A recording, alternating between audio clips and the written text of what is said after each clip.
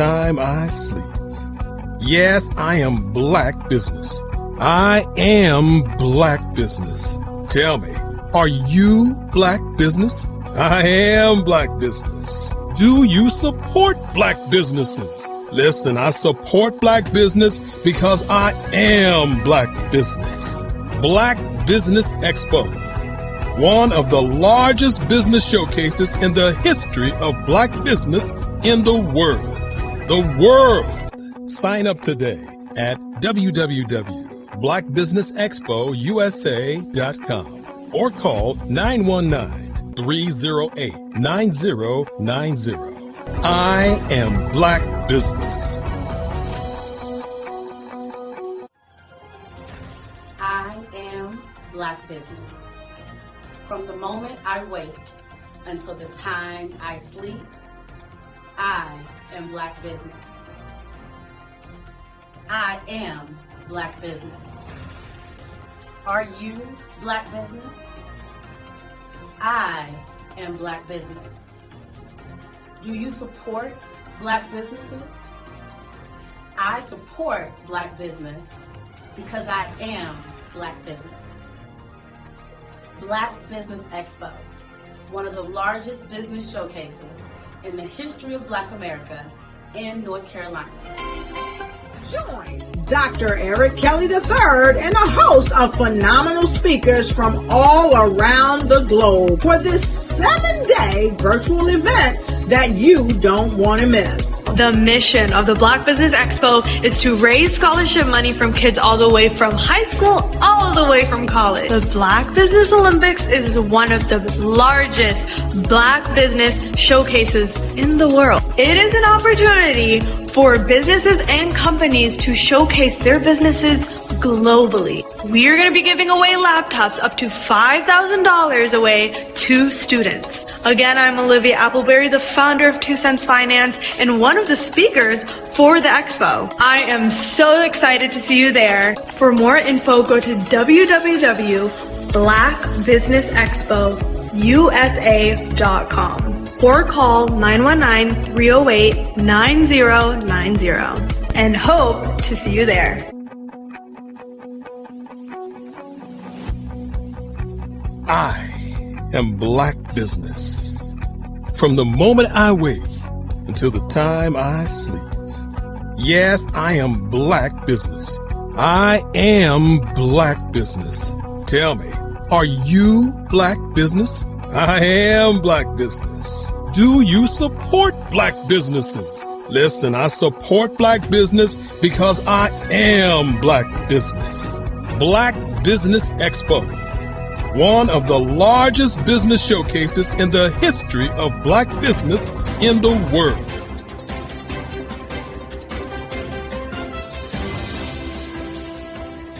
Over the past few years, we've seen the growth of existing and new initiatives focused on financial inclusion, building global networks, and reducing the wealth gap in response to the idea there's not enough seats at the table. Whether their outcomes are to increase the representation of black executives on corporate boards, ensure an inclusive global economy, or to create new U.S.-African commercial pathways, the strategies are often carried out by separate programs. The question is, should they be? With the continent of Africa being home to more than half of the world's fastest growing economies, the youngest workforce, over 400 companies generating more than $1 billion annually, 700 generating more than $500 million annually that are poised for growth, and being the destination of nearly $5 billion in venture capital in 2021. Diversifying U.S. and Africa commercial engagement by building bridges between African businesses and their U.S. diaspora should begin being seen as mutually beneficial. From helping to reduce Africa's enormous capital gap to catalyzing two-way trade opportunities, the COVID-19 global pandemic hopefully has taught us that global challenges and opportunities are more interconnected than we thought. During the pandemic, African companies like Unicorn Flutterwave, insurance provider Reliance Health, ride-hailing app Yasir, and 54Gene, the continent's first bank of DNA on people of African descent, proved that when African companies have access to networks, capital, and information, they grow big, grow fast, and create solutions that are valuable to the world. This is why Be Direct was created. We are the first U.S.-based but African-centric board preparedness and board search company designed to connect U.S. black talent and corporations to African businesses. Unique and fundamental to Be Direct's success is our process of helping board candidates adapt their experience and networks to an African context before they're connected to high-growth companies that are looking to locally and globally scale. From our focus groups with African business execs and government leaders, we don't ignore the sentiment that business is easy, but people are hard. Having a pool of board candidates with hard-to-access networks and extensive experience across the business lifecycle, including successfully raising capital, is table stakes for an initiative like this. So yes, we have that. But corporate or entrepreneurial success in the U.S. does not guarantee success in Africa. Developed alongside industry partners on the continent, our training program, Be Direct Prep, is designed to transpose their experience to create cultural comfort, understanding, and a commitment to helping businesses in Africa scale. Our board governance sessions are African, continental, and country-specific, integrated with cultural awareness and dexterity training, masterclasses led by African industry execs, and mentoring and coaching from African continental-based facilitators. But even more unique to Be Direct Prep, we cap off our training program with an immersion trip to help candidates that have not been to Africa before see and feel Africa's complexity and opportunity from African soil. We all know traditional network-based board placement has historically left a lot of us out of ever really being in the paid board pipeline. Our strategy supports the work of many great organizations that are successfully filling seats at U.S. board tables by creating more tables for those that are still left on the sideline. It's time to start seeing the role and value of U.S. Black talent and businesses on the continent of Africa differently. Old perceptions and habits limit economic inclusion. Let's transition Black talent and the African businesses they will support from the periphery of the global economy to its core. Living in a global lockdown, we all know now how fast local and global economies can change, and see the value of having businesses that hire, strengthen local value chains, and even grow globally. Status quo in any form holds back progress. We must democratize U.S.-Africa commercial engagement by socially and economically connecting cultures that have long been disconnected. It's time for Africa's U.S. diaspora to redefine their global value by helping African businesses scale continentally and globally.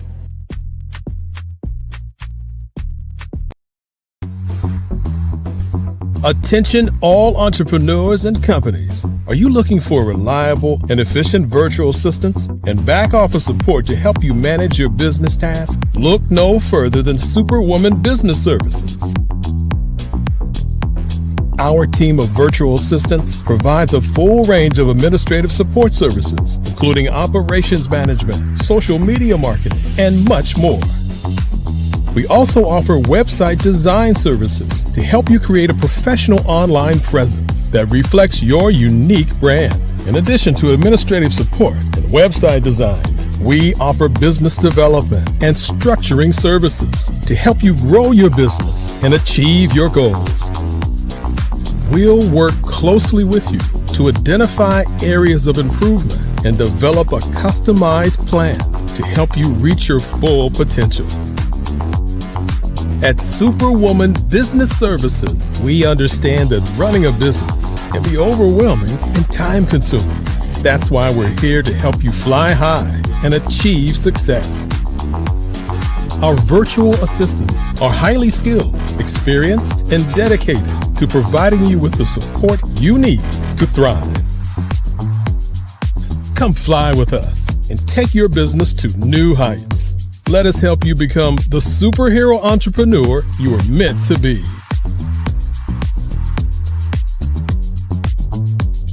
Contact Superwoman Business Services today to learn more about our back office support services. Come fly with us and take your business to new heights. Hi, I'm Barbara Smith. Genius is common. My genius is executive coaching and professional corporate training. As the master executive coach and corporate training ambassador for the Genius is Common movement, I help business owners craft their stories in such a way that you know exactly what they do, what they have, and what they bring to the table. Many times as business owners, we are asked, so what do you do for a living? And we could be crushing in our businesses, but we're not quite sure exactly what to say in a short amount of time. Well, I help you take those stories that are the reason why you're in business and why you're so passionate about your business and craft them in such a way that people are drawn to you as opposed to being repelled by you. Because every conversation, every time you talk to someone about your business, you are excited about it. But are you really conveying what you do, what you have, and what you bring to the table? And do really people understand why you care so much and why they should care that you have the solution to their problem? Well, I'm here to help you with that. As a master storyteller, I can help you with your stories and spin them in such a way that they are intriguing and fascinating. People want to listen to you talk about your business. That's why at the Genius is Common movement, I am the master executive coach and professional training ambassador. That's my genius. And genius? Oh yeah, it's common. I'd like you to imagine with me, if you will, opening an app where you can collaborate with like-minded individuals from around the world, get inspiration and in-app tools to launch and grow your business, as well as share your knowledge and earn compensation, all in one app. Well, the name of that app is Truso, short for Truly Social. Hi, I'm Matthew Newman, the founder and CEO of Truso. A new concept in social media, Truso is designed from the ground up to be a platform that's both social and empowering for all its users. How exactly do we do that? I'm glad you asked. First, Truso brings the world together via video. Psychologists assert that video provides a significantly more effective connection than audio only. When you enter a community on Truso, you're face to face. Second, on Truso, you don't have to have 1 million followers to monetize. Our business model allows all hosts and moderators to monetize, no matter the size of your following, by 1, producing fee-based content, and 2, inviting others to join the platform as subscribers. Even more, Truso has an in-app resource library with over 100 free resources, forms, and documents to help you build your brand and grow your business. Third, Truso is inclusive. The deaf and hard of hearing communities make up 360 million people worldwide. Unlike audio-only apps, Truso embraces this community, providing a networking platform that allows them to participate via video and closed captioning. We even have a deaf and hard of hearing foundation in the works as well. Fourth, Truso is both social and safe. We refer to Truso as a virtual extension of the beauty shop, barbershop, and brainchild of the community. A place where there's laughter, along with wisdom, growth-oriented conversation, and genuine connections in a safe space. Truso even has proprietary security to ensure we maintain a safe environment for everyone. Where are we at now? Truso is live, y'all. We've launched in beta and we're acquiring users daily. We have an incredible development and marketing team, plus amazing celebrity influencers at the table, helping us spread the word around the globe, beginning within the African diaspora and beyond by creating a safe space for growth, connection, and collaboration. We're truly excited about Truso. We've created something special for which there is a global market. And we invite you to embark on this journey with us as a shareholder.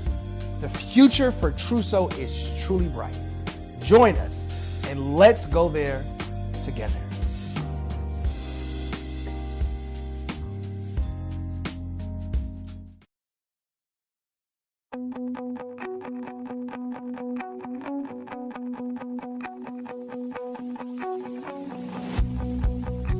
I am Black business. From the moment I wake until the time I sleep. Yes, I am Black business. I am Black business. Tell me, are you Black business? I am Black business. Do you support Black businesses? Listen, I support Black business because I am Black business. Black Business Expo. one of the largest business showcases in the history of Black business in the world. The world! Sign up today at www.blackbusinessexpousa.com or call 919-308-9090. I am Black Business.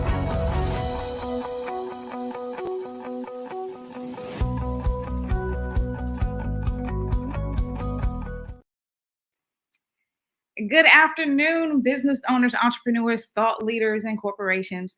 Welcome to the Black Business Network. My name is Latika, but I go by Teek, and I'm your business moderator for this afternoon on the Black Business Network. The Black Business Network is a 24-hour business network showcasing Black businesses, Black owners, entrepreneurs, and thought leaders worldwide. We have speakers from North Carolina, London, Singapore, Africa, Japan, and cities all over the United States. The Black Business Network is a global community. It's sharing its business knowledge to empower, inspire, and educate businesses about business.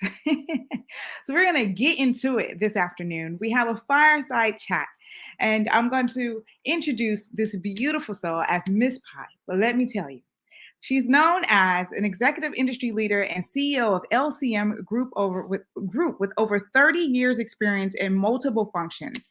She has achieved remarkable success as an employer brand leader, including winning 19 cultural awards between 2021 and 2023. Shelly Jeffrey Cole is the influencer behind Mrs. Pie and a key figure in the Parade Deck military influencer community of over 6.5 million subscribers. Her company, LCM Group, delivers global brand workshops, and Shelly is a sought-after keynote speaker on purpose, branding, and entrepreneurship. I present to you Mrs. Pie, aka Shelly Jeffco. Thank you for that. That was awesome. You are welcome, beautiful soul. Hi, how are you doing this afternoon? Isn't this incredible? And shout out to everybody who is watching us, wherever you're watching from. Thank you for supporting scholarships for kids. Y'all, we need it. So, just bearing in mind that that's at the crux of why we're here. But thank you so much for that. Absolutely. Absolutely. I'm really excited right now because I get this opportunity to interview you. I'm like, oh my goodness, this woman has achieved. So it gets me really, really excited for everyone that is watching this in live or watching this in a replay. We're going to get into some really goodness and learning about Mrs. Pie. To get it started, how would you like me to refer to you? As Shelly or Mrs. Pie? Question. Branding 101. Always go by your brand. So you can use Mrs. Pie, but I'll also tell people about where Pie came from because there's a story behind that. I know it is. So I want you to get into it. So we're going to bring it back and start with the basics. I got you for a little bit of time and I'm excited about that. So yes, I want all the tea on the Mrs. Pie, but tell us, how did you get into this? How did you get into this business? Oh my gosh. So I've always loved branding and purpose and the way that we show up. And, I'm also an author and a mom and a philanthropist and all of those things. But I think, to be honest, it's been a culmination of areas in my life that I've always loved. I've worked in HR, I worked in engineering, I worked in sales, I worked in marketing.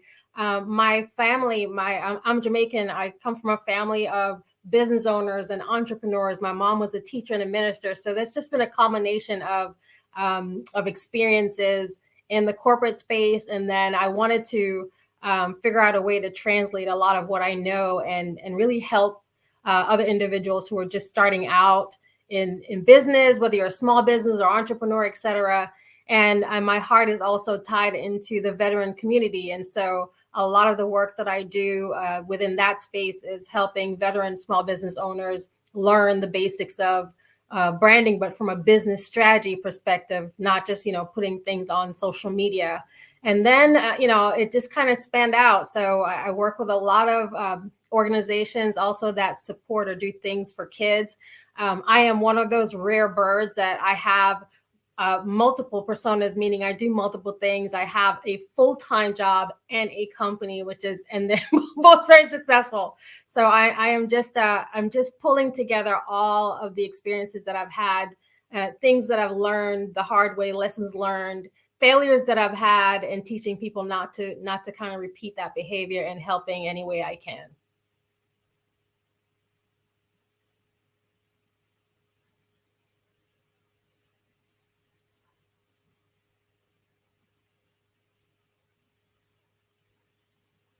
So I think we just took a slight pause. We're going to wait for my host to come back. And while she's while she's coming back in, for those of y'all who are watching again, just a reminder to please visit blackbusinessexpousa.com and learn about the scholarships. As I meant, I'm an advocate, so again, I just want to make sure that we are driving people to support our cause, y'all. That's why we're here. That is it, Mrs. Pye. Apologies. We got this internet thing happening, but I'm okay. We're hearing all the energy, right? Yes. Well, that's what matters the most. So I'm sure the people heard you speaking about something amazing, about how you got into the business. And I guess what I want to kind of hear from you right now as well, if you haven't already said it, is what motivated you, because I know everyone has a story behind the story. And so it's good to kind of hear what got you into the flow. Like, what was your biggest why? What would motivate you? So Pye actually originated, the brand Pye, proud, inspired, empowered. So that's the actual brand. And Pye was actually launched in 2022, April 1st, 2022. This is how crazy, because I've been at this thing for a long time, but it really formally launched then, and kind of took off faster than we imagined. But Pye was, as a result, as a mom, I was responding to things that were going on with my teen daughter. And I wanted to create messaging and a language, because again, branding is my thing. So I wanted to create messaging and language that she could use and her friends could use. Y'all remember all the things that were happening in 2020, right?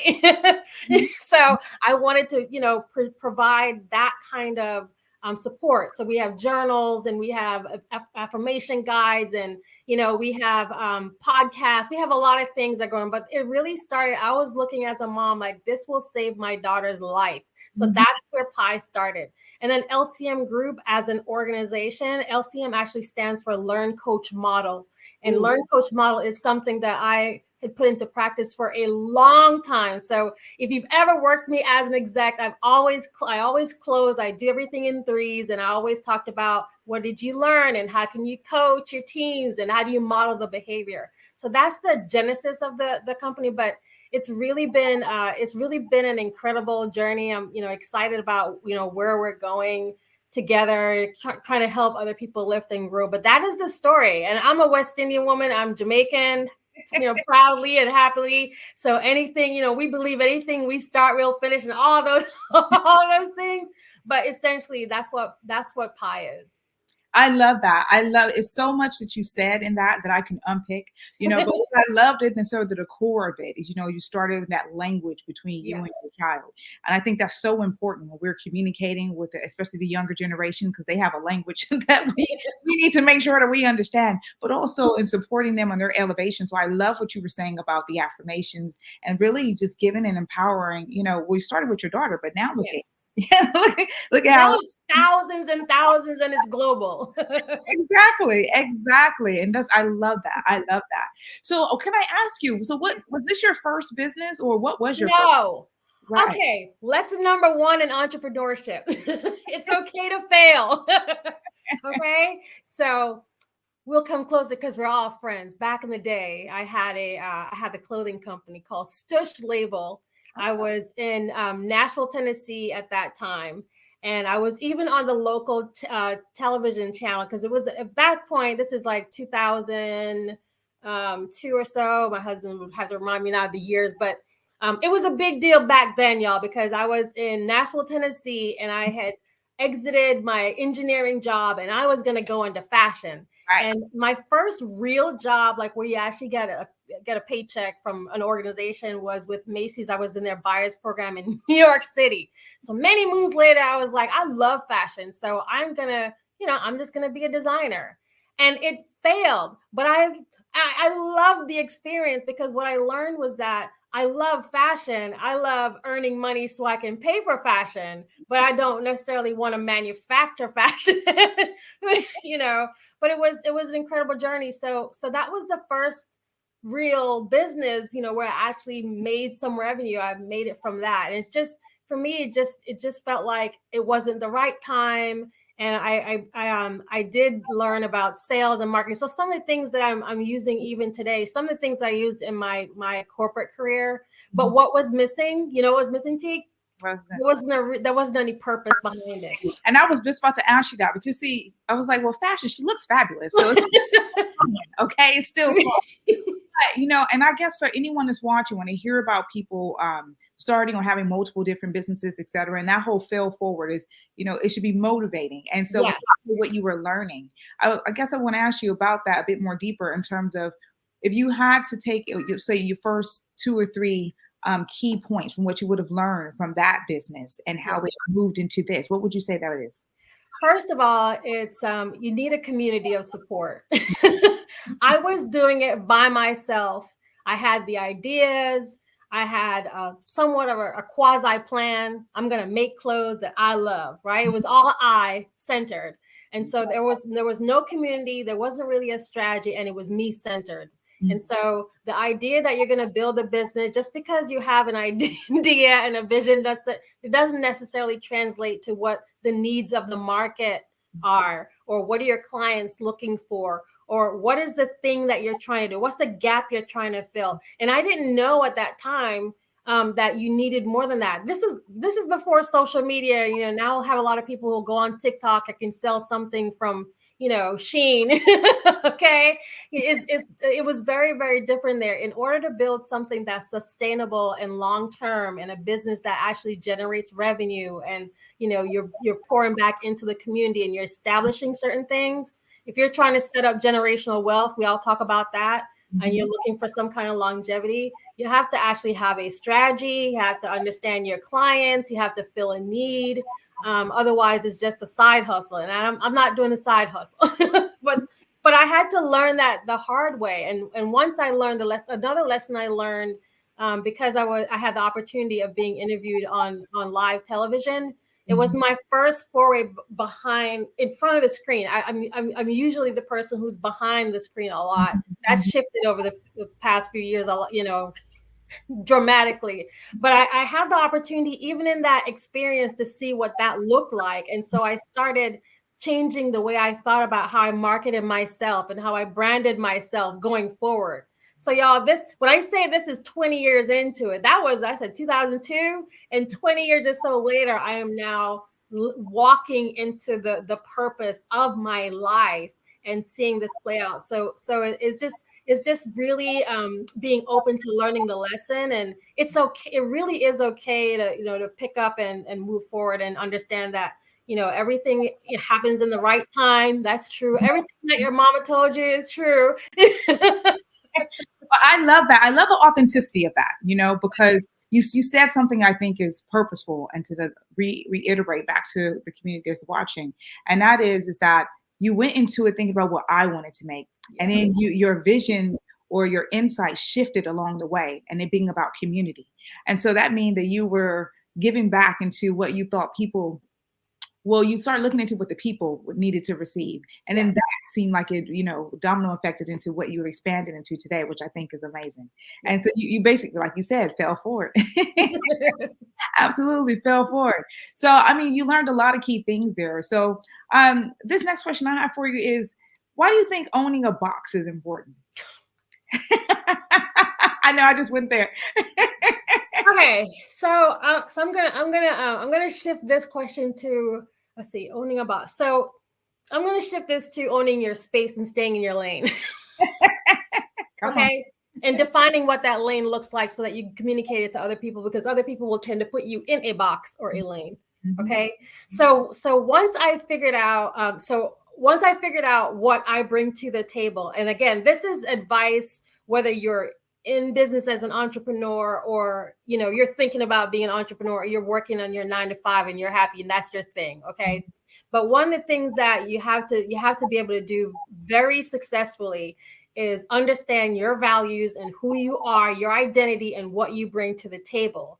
And so because I've been able to successfully do this, I do this the same way I can build that box for a business, right? Maybe we call it brand equity and brand identity, is the same way I can do that for myself. And then I manage everything that comes in and out of that box. I manage that box, right? So when we talk about, really understanding. So there's a lot of folks where it's so confusing, Teak, where you're asking them, if I ask someone, if I ask you, like, what do you do?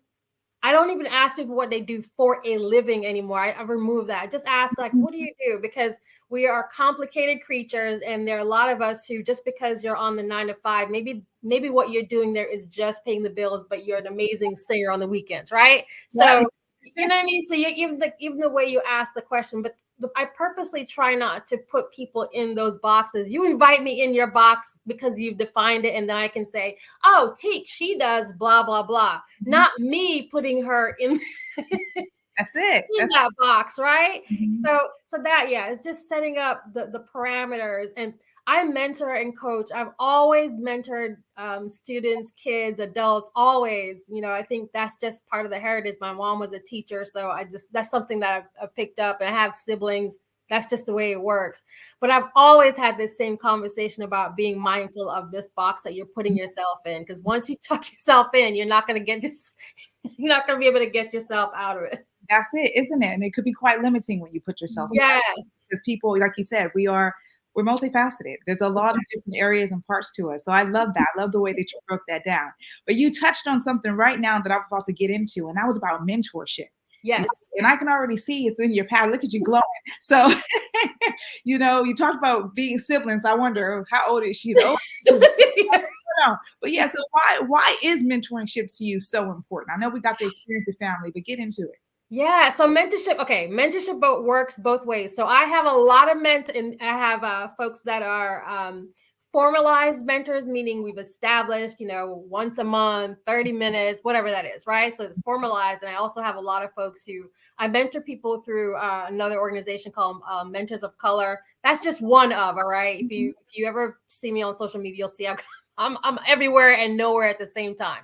But mentorship is really important for a couple of reasons. One, I mentioned that my mom was a teacher. So a teacher in Jamaica isn't like a teacher here. It's very different, where you're managing multiple levels of students' classroom. You're not just in one classroom for the whole year. Mm-hmm. And so I grew up in the environment where I watched my mom mentor other people's kids. So she would be pouring her expertise, her skills, not just coaching, right? But she had a relationship with, and also not just students, but also parents. And so it just became natural. I benefited from mentorship all throughout my corporate career. I have amazing mentors. I have mentors that I've, kept the relationship. It's been many, many years. And we've shifted from being mentors to them being sponsors to me. Sponsors mean that when they're in a room, if there's an opportunity, they're gonna call my name and bring me to the table without me having to physically be in the room. And so that's the trajectory. But as a mentor, I really genuinely want people to win. I genuinely want people to succeed. It's just, you know what I mean? It takes nothing from me, to pour back into someone. And by the way, it works both ways. So I learn a lot from my mentees, and they learn a lot from me, And so when I talk to people about mentorship, I advise them to do it, to have three, at least have three. And this is the three you want. You have one mentee who is where you were. So someone who's younger, okay? Mm-hmm. You're giving back, right? Mm-hmm. You want one mentee who is where you are. So where you are, again, the job title, it could be a peer on your job, it could be someone in the community, etc. And then you want a mentor who is where you're going, right? So wherever it is you're going. So it's, again, it could be one level up. I'm just making this up, right? One level up, or it could be a senior leader somewhere else. It could be another entrepreneur, and that's how you're getting the mentorship. And so those are those three. And you don't always have to pay a mentor. I'm always, curious when people are, offer that up, to be a mentor. I'm not paying anyone to be a mentor. There's a lot of folks already in your life that have the expertise. And can I just tell you, a lot of us overlook those relationships, right? Because they're looking for, I want a mentor to be the CEO of X organization. Yes, so does 3,700 others. But there are people in your life who have shared experiences that don't mind committing to the time as a mentor to help coach you through some things. And so look for the mentors that are already around you. You don't have to, go pay money for someone to do that. No shade to folks who are accepting coins for that line of business. But for those who can't afford that, there are other ways to do it. I'm really grateful that you put that out there as well, because sometimes, especially now in the climate that we have post-COVID, and you see so many different types of mentors emerging, et cetera, and people think, well, I can't. They get in that mindset of doing something. And what you're sharing is actually, you just need to look what's in front of you. That's right. You might have these key relationships already there that can support you on that journey. I love that. I love that, Mrs. Posh. I just need some tea now. But so, when mentorship, and you think about what the people that you already potentially have around you, and I think that leads me into, sort of on the journey, education. So what would you say, or why would you say education is so important as well? So again, something else that we grew up. So my home country in Jamaica is not set up. The social system isn't set up the same way as it is in the U.S. And we were raised knowing and being taught that that's the one thing no one can take from you is your education. Okay. So investing in that. And I mean, investing your time, your money, tutoring, whatever it is. Education is the one thing no one can take away from us. And so, I, as a mom, I have two beautiful, beautiful daughters in my life. And as a mom, I invest that same level of commitment to education as I would in anything that is a priority. And so, I was always okay being the nerd. And quite frankly, I'm animated now, but I am a library nerd, sit in the corner, quiet type person. Okay. I'm most likely to be found in our home. We're lucky enough to have a little space called library, and I'm most likely to be found there if I'm not working. Like, that is my thing. I love that. That is my thing. But it's just important for us, especially, let me just talk to those of us who are over 50 like me. Okay, I'm 51, and you have to keep thank you. You have to keep learning. Technology has brought on a lot of changes. You need to be, you really do need to keep up with what's happening around you. Why? Because your clients are changing. If your clients are changing, that means your competitors are learning more. The market is changing. And so you do really need to put some time into educating even yourself as a business owner. Maybe you're not a business owner. Maybe you're someone who's been in the same job 20 years. Congratulations. But even you still need to, you still need to educate yourself so you can, get the next raise and be competitive within your own organization as you think about your personal and professional development. So education is just something it's a must and a given, because like I said, that's the one thing nobody can take away from you at all, ever. That is so true. That is so true, Mrs. Pye. You dropping the gems. Thank you. Receiving everything that she's telling, because this is experience, and learn, you model success, isn't it? So you're teaching people things are key ways so that they need to be looking into how to move through their journey purposefully. So I love it. I love it. I love it. I love it. And that sort of leads me into, like, you've said a few things so far, and you went back into what moms has done, and then your experience as being in your sibling group and mentorship and what that means to you. So it gets me to the question of like life experience. And do you feel that plays, a significant role in success? Yeah, absolutely. Because you're bringing all your baggage to work. Okay. And work could be, again, in an office, not an office, outside, whatever it is, right? You're bringing your life experience with you every day. So here's what you have to do, okay?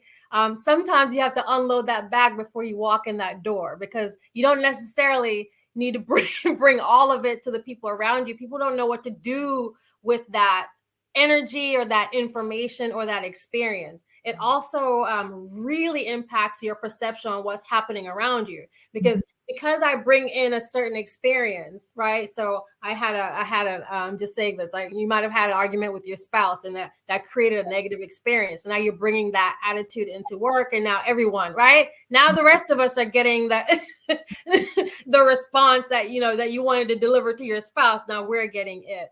So just like you know, our life experiences play a role in how we determine our priorities, where we spend our money, how we treat money. You know, where do we see ourselves? How do we create a vision for ourselves?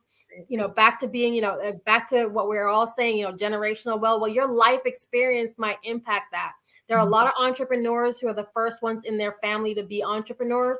Your life experience might be, no one in my family has done this. But just because no one's done it doesn't mean that that first person isn't you. So you have to be able to tune out some of the voices from those life experiences. You know what I mean? So that you can inspire yourself to keep moving. So life experience is huge. And then and understand the lessons. Like for me, if I get the lesson, I try to learn it the first time, right? I am no good at like learning the same thing over and over again, or be burned over and over again, right? Once you learn that lesson, okay, I receive it, I learned the lesson, this is how I pivot so I don't repeat that behavior. Or maybe, you know, it was in my response, not that person. That's a life lesson. You know, everything that has to do with your shortcomings, that's a life lesson. And then what do you do with the information? And don't carry your bad, you know, experiences. I don't care who started it. Back 20 years ago, so-and-so said something to me and rubbed me the wrong way. Please leave that baggage, you know, drop the baggage, because that's just going to hold you back from moving. It's just going to slow you down. So drop those things so you can move forward. I love that. But that goes back to your point that you were making where you were talking about failing forward as well. Yes. Right. So looking at where you are, learn from that experience and then move forward. Take what you need and leave what you don't need. Right. I love that. I'm going to borrow that. So that brings me into something else then, because we're talking about, you know, life experience. And I think that, you know, when people think about their journey, they, like you said, they're bringing their whole self, isn't it? So when you think about some of the pitfalls and even maybe for some of the pitfalls you may have had, what would be some of your suggestions for people to avoid? Oh my gosh, mindset is the first one. Okay, I've always been a positive person, but for a long time, I was surrounded by negative people. And I started to believe what they were saying about me, not things that were true about me. This is something else I share with my mentees, okay? I absolutely don't believe anything that is not true about me. And I know what's true about me. I actually have a list. Okay. So I know. So for example, I know that I'm organized. I know that I'm capable. I know that I'm talented. I'm not worried about, you know, when we had on social media, especially, you know, people were floating around all different terms and texts, y'all. You go on LinkedIn every week and there's some kind of ism or something that we're supposed to have had, right? Some kind of shortcut. I don't believe in any of that. I believe that I'm capable. I believe that everything that I need will come to all of those things. And so that's mindset, but that's maturity. So if I didn't allow myself to pull away from, and again, sometimes negative people are in your family. Okay. Who am I talking to? All right. So sometimes you have to change the environment that you're in and stop listening to some of those voices and really start believing what's actually true about me. So it's not true if you start thinking to yourself, I don't deserve to be here, unless you actually don't deserve that job. Because there are some of y'all, okay, you know who you are. You've taken a job and that was not the place that you were supposed to be, but you did it anyway, right? That's different. So it's really that mindset is absolutely everything. Believe what's true about you, and the rest of it is just noise. That's the first thing. I think something else that I had to learn is I didn't realize this, that the more successful you become, the smaller your circle becomes. Absolutely. Okay. I saw it on TV. You know, I saw it happen to other people, but I never thought that would happen to me. I think I'm a nice person. Why would I give to everyone? What? But that really does happen. And when it happens, let it happen. Absolutely. Because the downside is I was holding on to people's skirts, you know, please don't leave, you know, and all it did was it kind of extended the time for me to be successful longer than it needed to be, because I was holding on to stuff that didn't belong to me anyway, right? People don't belong to you. So I was holding on to these relationships thinking, you know, but don't do that. But that's another flip side of being successful is that your circle does become smaller. The good news though is that you will end up being surrounded by the right people anyway. So sometimes, 2 or 3 negative folks get pulled out. And again, these are folks who might be very close to you. Okay. So 2 or 3 negative folks might be pulled out and one amazing person, takes the place. So don't let that stop you from marching towards your own success, but just know that you need to be prepared that circle is going to shrink. I love that. I mean, 2 key valuable points: mindset, and then even the mindset feeds into the circle, and things naturally shift. Ms. Pye, you really, and that your experience of being honest and authentic, I think is what feedback into the people, because that's what we need to hear, right? Oh yes. And speaking about our people, and thinking about business, do you think, because we talked about quite a lot of things, we talked about education, we've now, and I need to go back a bit, because you were doing affirmation to yourself, and I was getting excited, like, yes. Talking about mindset, I was like, yeah, but look how much she poured into herself first. I need the people to understand that that's what you need to do. You need to know your list first. So thank you for dropping that beautiful gem of sharing something personal for yourself in that way. And then that gets me into Black people and success. So yes, do you think that Black people actually have an equal start to business compared to get into it, Ms. Pye? Nope, next. No, we don't. So here's where, and I don't apologize for my Black pride. Okay, I told you I'm Jamaican. We can with it. Okay. So here's where it's kind of concerning, and also come on, y'all.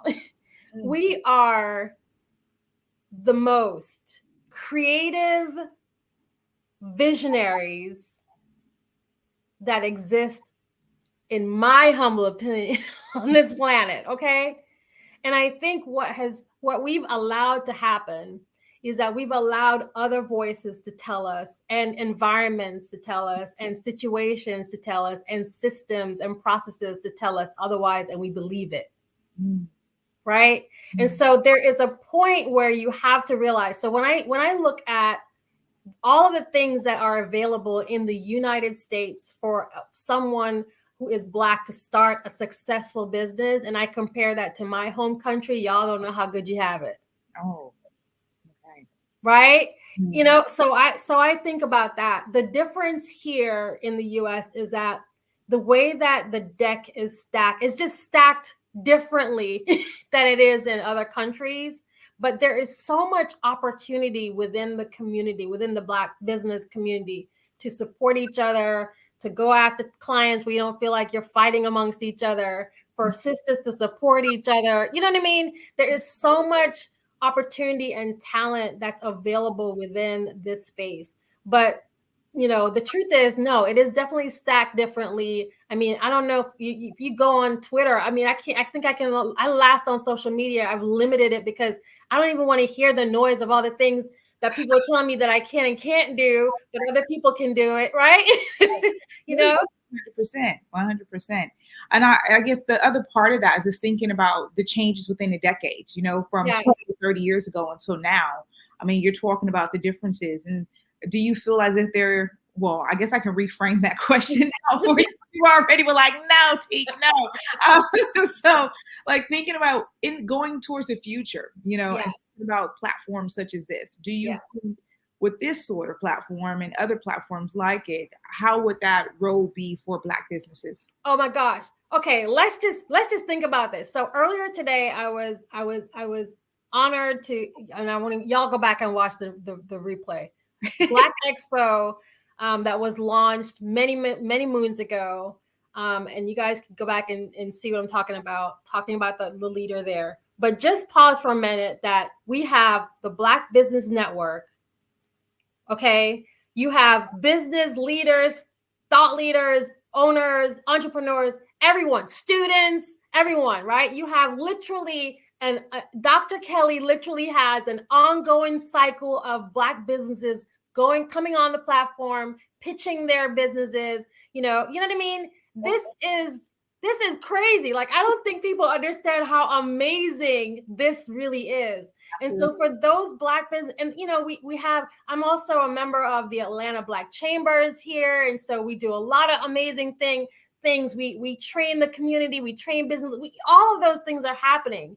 And so just to pause and look at where we are right now, y'all, come on. We're literally on TV everywhere, on social media everywhere, going in full cycle 24 hours all day long. So it's not necessarily that, yes, the decks are stacked, but that is, at some point, that does become an excuse. You want to move around the deck? I'm going to move around the deck, right? So there's some folks, again, here's the difference between someone who is a visionary and someone who just has a dream. Come on. Okay. I'm a visionary and I execute on that vision. I can make it plain. I have a strategy, right? I put some things in place. I have processes and I'm marching my way through whatever my long-term goal is. There are a lot of people who have dreams who is just a dream. They haven't woken up yet, right? And a lot of dreamers, they have these ideas of what it should be, but opportunity doesn't show up that way. So here's a great example of opportunity showing up for me. This is my testimony. No one told me to say this. I'm gonna go ahead and say it and put Dr. Kelly on For Real Blast and Black Business Network. Okay, y'all can like put this one on TikTok. Here's my testimony. So I was supposed to come on and do one interview, one show earlier this morning. I had the 8 a.m. slot, and I came on. I talked about brand and business. The opportunity came up and I was asked, hey, do you want to stay and take the next slot? I have never been a moderator. I have never been on this platform. This opportunity to join this platform today came from a woman named Edie Clark. Okay, Edie Clark, who I met through the Atlanta Black Chambers through a whole nother connection. Again, I'm just walking you through it. So I show up, I do my 30 minutes. And Dr. Kelly asked me, and I'm like, of course, that's what opportunity looks like. A lot of people would have looked at that and said, I'm not prepared. I don't want to do it. I'm too scared. Not me. I know opportunity when I see it. So because I know opportunity when I see it, I'm on the second show and I'm giving it my 178%. 1,000. You're giving it 1,000, Miss Pye. Even 2% for me. Okay. So I've got the second show. And then he comes back and says, hey, do you want to do this one? Yes, I'll take the third slot. And then here's Teak interviewing me on the fourth and fifth slot. Right. That's opportunity. That's responding to opportunity. It doesn't show up in this beautiful black bow like people expect. The dreamers expect it. Because we're visionaries, Teak, we can see an opportunity and we jump into it. That's it. Oh, okay. Come on, my cheeks are frozen. I'm like, yes. It's like, yes, come on, Miss Pye, drop it. Absolutely. What a testimony though. And what beautiful way to evidence how quickly things can happen through your life. When your life can change just like that. Do you understand? Just like that, your life can change. And for me, I knew it when it was happening. The moment it was happening that something has shifted for me and I'm gonna ride this out. I don't care what they ask. I'm gonna show up and give my 1,000%. Here I am. And being interviewed by Teak. Can I just like Well, first of all, I'm enjoying all of this. And if I could keep you here for forever, I would. But I would. I might have to think about maybe the seventh slot. No, but I'm really, it's been like a really, really big pleasure. I just want to, before we conclude, two things. Because that was so motivational. And I was going to ask you a question about your closing motivation on this, but you gave such an amazing testimony, which is so authentic and so real in real time. Yes. That everyone who's watching this and watching the replay, if you haven't digested what has been said by Mrs. Pye herself this whole way through, but she showed up for herself. She opened up the door. She's a visionary. And then one opportunity after next continue to happen. And I just think that's amazing. So Ms. Pye, how do people get in contact with you? I mean, you're impacting, thousands and thousands, y'all. We got a big shout out in the Voice newspaper, which is the largest used newspaper in the UK and Africa and the West Indies last year for the work that we do through LCM Group. So again, we're making impact. But if you go to learncoachmodelgroup.com, you can find out more about our website. You can go to Parade Deck and search Mrs. Pye. You can literally Google Mrs. Pye at this point. Like we're literally everywhere. We have podcasts, we have books, we have consulting, we have a lot of things going on. But I'm gonna be back on Black Business Expo, y'all, because I'm determined to be Dr. Kelly's Oprah. Listen, what you've heard here this afternoon, Mrs. Pie is already manifesting her truth. I believe that with my heart, mind, and soul. Okay, it has been amazing to interview you. It was my pleasure. I love talking to you. Thank you so much. You are so welcome, beautiful soul. Have a beautiful rest of your day. And as you always say here on Black Business Network, genius is coming. That's right. Oh my goodness, beautiful souls. The Black Business Expo is a mission to raise funds for high school seniors going to college from K through 12 entrepreneurs. This expo is a fundraiser for students. You may go on to the Black Business Expo USA.com to donate to the scholarship or fund, or use Cash App. That's on the screen below. It should be somewhere on the screen as the $ BBX USA. No, our goal is to give laptops up to $5,000 to students excuse me, I can't even get my words out. I'm so excited. That's $5,000 to 10 students, and students can register online for blackbusiness.com, expo USA.com. Every dollar, so that we want to remind you to donate, goes to the scholarship fund. So we want to thank our Black Business Expo sponsors for all that they have provided for this beautiful cause. And so genius is coming, and guess what? We'll see you on the other side.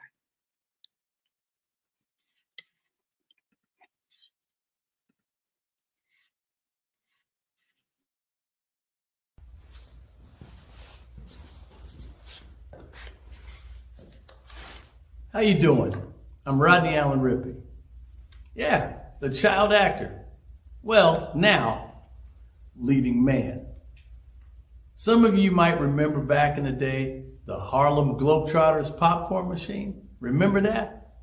Well, it was a Saturday morning special that would come on, and I was there with Geese and Tex and Meadowlark Lemon. Remember the show? Well, I had a great time. And I have to say a huge, huge thank you to all my fans out there. Thank you for all the years of support. I went on from the entertainment industry. I started getting into producing and directing. And now, hey, here I am. I'm a studio executive here in Burbank, California at 2526 Studios. I have to say, it's been pretty good, but the best is yet to come. Please stay encouraged. Keep reaching for your dreams, and never forget that genius is common. Remember that. Genius is common. No matter what anyone says to you, no matter how tough the road may get, keep striving. Keep reaching for your dreams. And always know that you are worth it. Everything that you put into yourself, everything good that you pour into your life, you are worth it. And when the times get tough, when things don't go exactly right, it's okay. Dust your shoulders off. Stand up strong. And remember, genius is common.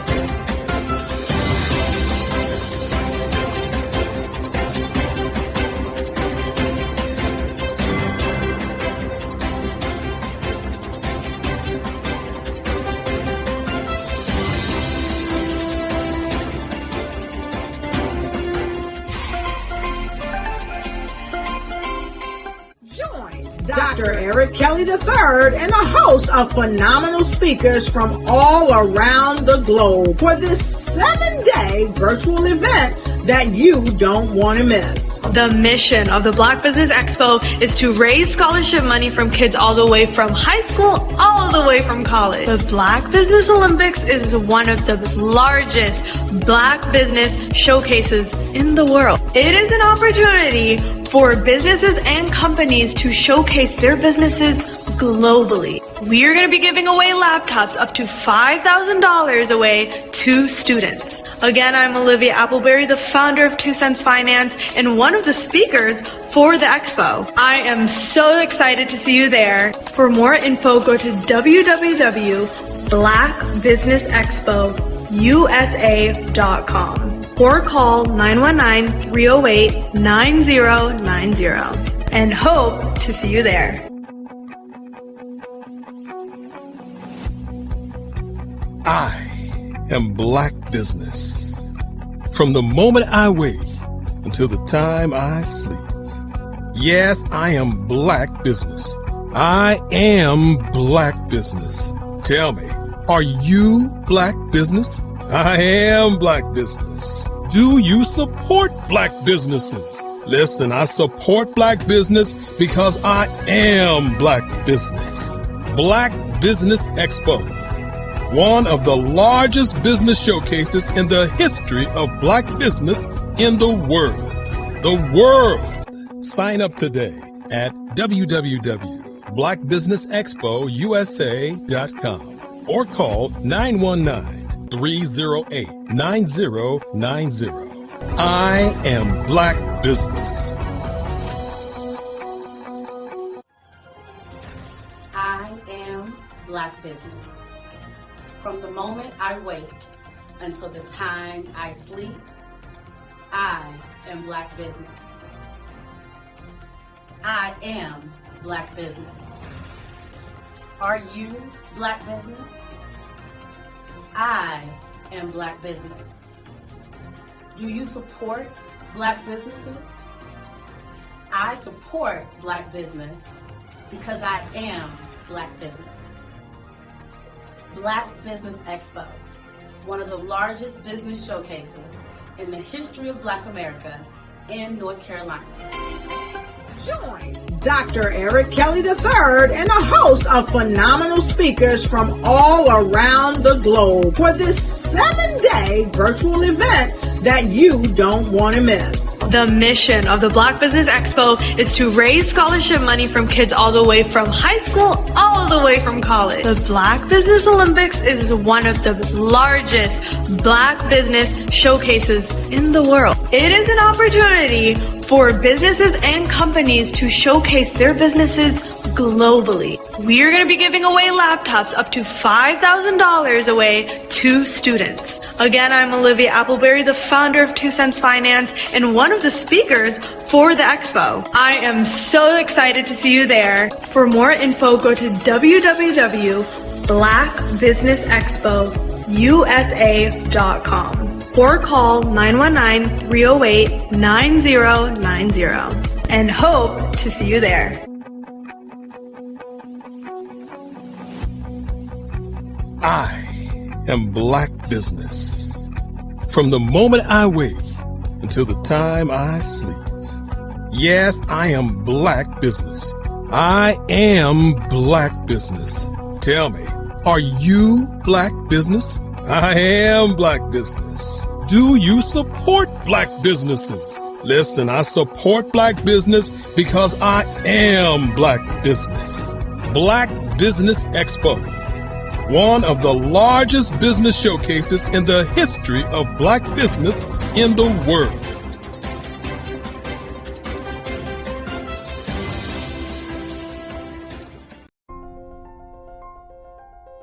What if you could build your own city?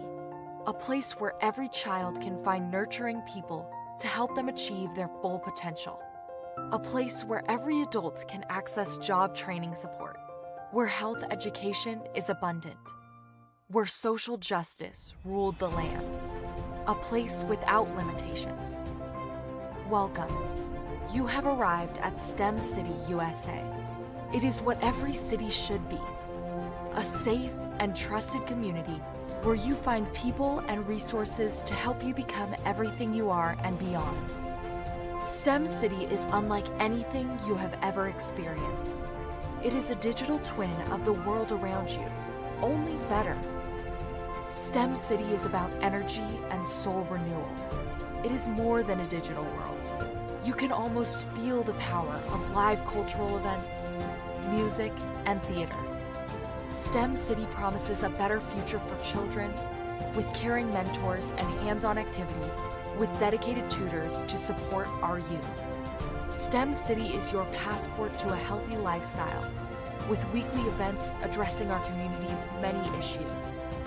STEM City is your financial well-being with helpful information on wealth management, career advancement, job training, and so much more. STEM City is the community you deserve. It is the city where your dreams can come true. STEM City USA, a place in the sky that is accessible to all who reach for the stars.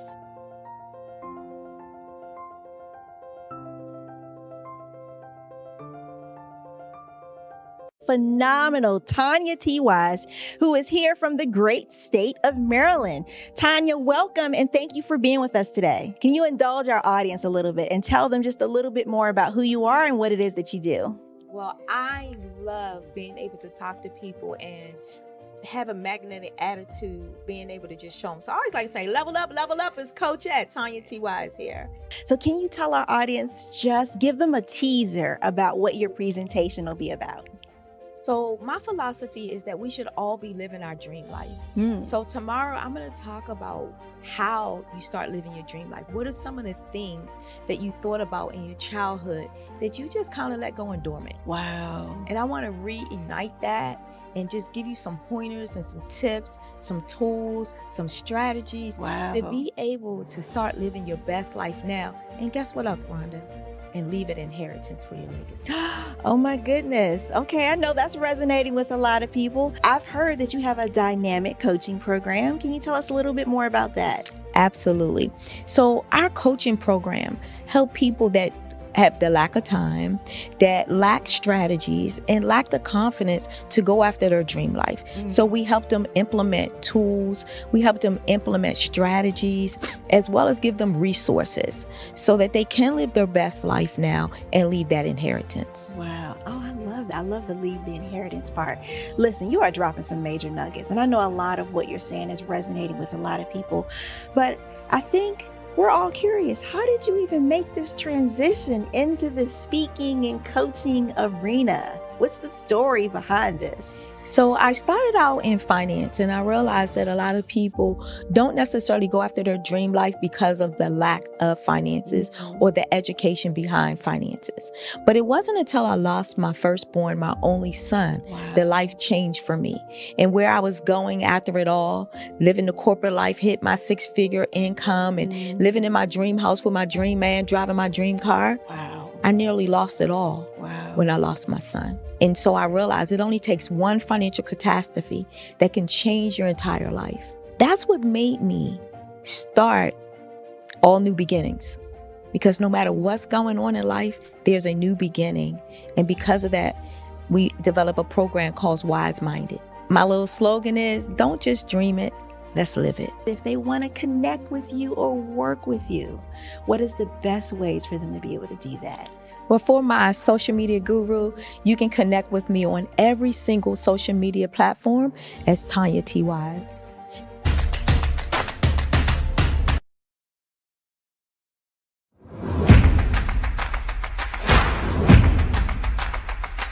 Ladies, if you're a person who continually pours out, you won't want to miss this upcoming event. October 13, 14, and 15 at the Holiday Inn and Suites in Ocean City, Maryland, where we have a power-packed lineup of ladies who are going to pour into you. If you need to increase your impact, your influence, and your income, this is the event for you. Don't miss the power of sisterhood. These ladies coming from around the world to network and connect with you. Don't miss it. How do you get the information? Glad you asked. Go to barbarahsmith.com and click the link. All the details there.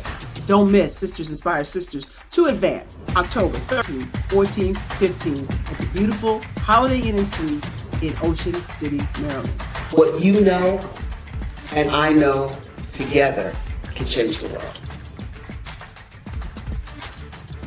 I want to see you there.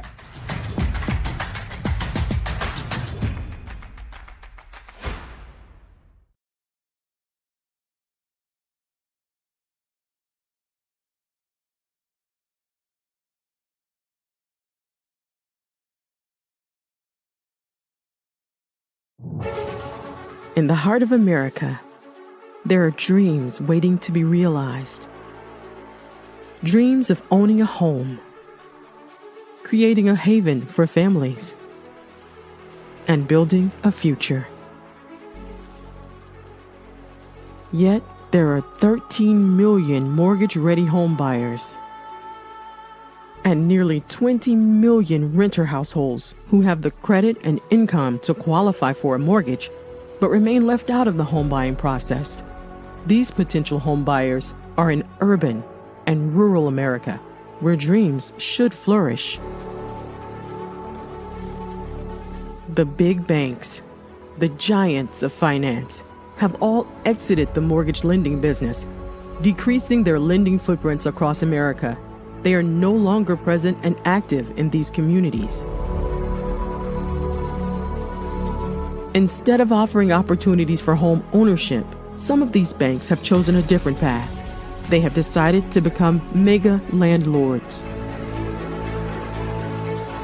They have chosen to invest billions of dollars in rental homes, leaving potential home buyers with fewer options and stuck in a cycle of renting without the chance to build equity and create a legacy for their families. Here is the shocking truth. A report issued by the Home Ownership Council of America revealed that if lenders were to step forward and serve this underserved market, they could conservatively increase their loan volume by $1.5 trillion. $1.5 trillion. This is a $1 trillion business opportunity, ripe for the taking.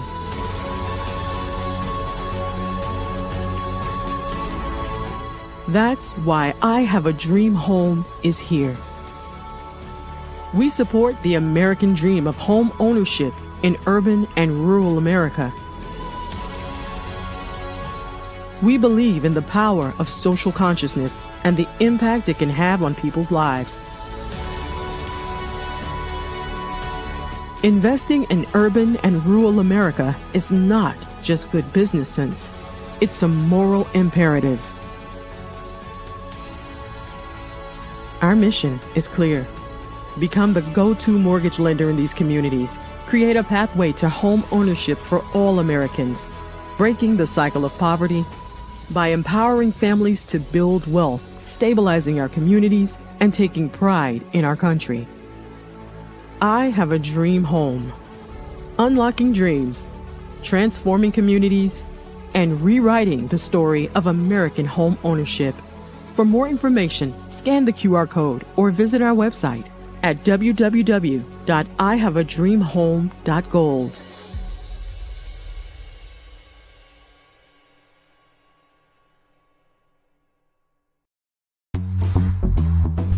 Attention all entrepreneurs and companies. Are you looking for reliable and efficient virtual assistants and back office support to help you manage your business tasks? Look no further than Superwoman Business Services. Our team of virtual assistants provides a full range of administrative support services, including operations management, social media marketing, and much more. We also offer website design services to help you create a professional online presence that reflects your unique brand. In addition to administrative support and website design, we offer business development and structuring services to help you grow your business and achieve your goals. We'll work closely with you to identify areas of improvement and develop a customized plan to help you reach your full potential. At Superwoman Business Services, we understand that running a business can be overwhelming and time-consuming. That's why we're here to help you fly high and achieve success. Our virtual assistants are highly skilled, experienced, and dedicated to providing you with the support you need to thrive. Come fly with us and take your business to new heights. Let us help you become the superhero entrepreneur you are meant to be.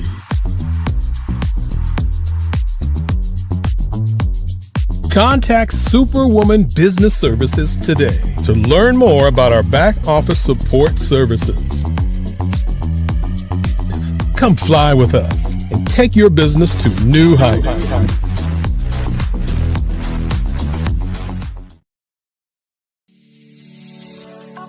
Did you know that our black dollar only lasts for 6 hours in our community? Yet other communities, their dollars last for 19 to 30 days. The Black Wall Street Nation. Black Wall Street Nation. Yes, that's why we created the Black Wall Street Nation. Black Wall Street Nation is a centralized directory available to all black businesses across the world. It was created for businesses like you, the ones that want to start and the ones who have a dream that have already started, such as businesses like Drop in a Bucket Productions, Valito Foods, Sugar Tea Branding Firm, All the Dazzle, Bun Cakeaholic, Miss Riot, and you. We'll have marketing, seminars, and some funding coming soon just for you. So, we want you to come and join us. www.blackwallstreetnation.com. See you there.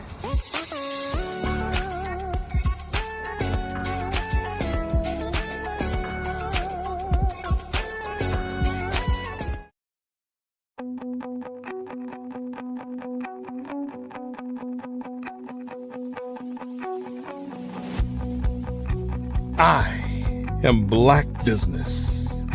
From the moment I wake until the time I sleep. Yes, I am Black business. I am Black business. Tell me, are you Black business? I am Black business. Do you support Black businesses? Listen, I support Black business because I am Black business. Black Business Expo, one of the largest business showcases in the history of black business in the world. The world! Sign up today at www.blackbusinessexpousa.com or call 919-308-9090. I am Black business.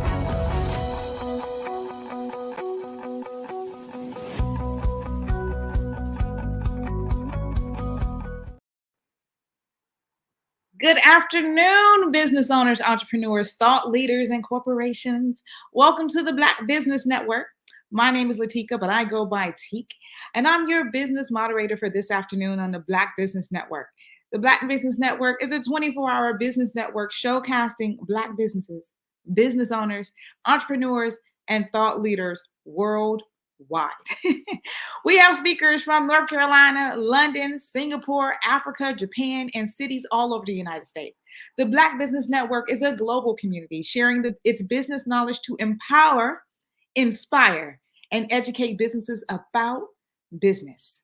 The next individual that I have coming up soon is coming on for a keynote address, and that is Marilyn Clark.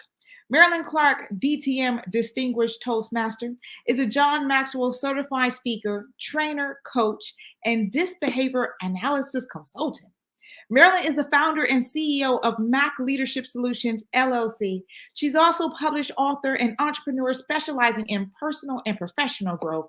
Marilyn has more than 30 years of business experience, including training and development, personal and professional development, leadership development, performance improvement, business and life coaching, disc, entrepreneurship, and real estate and consulting. Woo!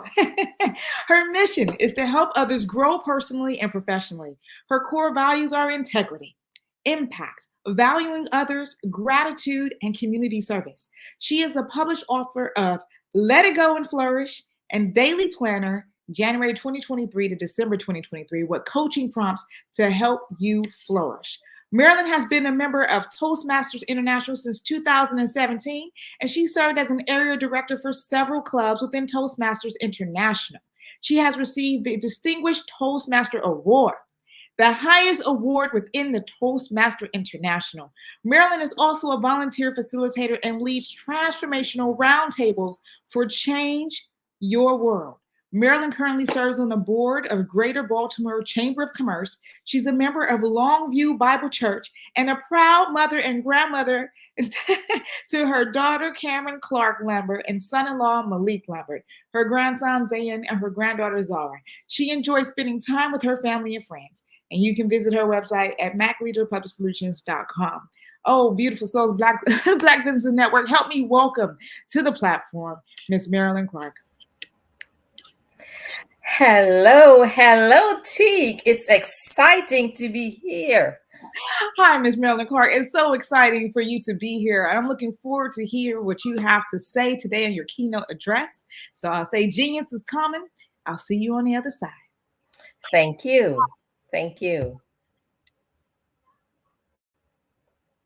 Hello, everyone. Again, I am excited to be here to give this keynote address. And today I will be speaking about Black businesses as well as how we should lead across different generations, specifically our Gen X's and our Gen Z's. Now, there are many successful Black businesses, and I am so excited about those that were launched during the pandemic. You see, many people lost their jobs, and as a result, they pivoted and started their businesses. Now, why are so many Black businesses successful?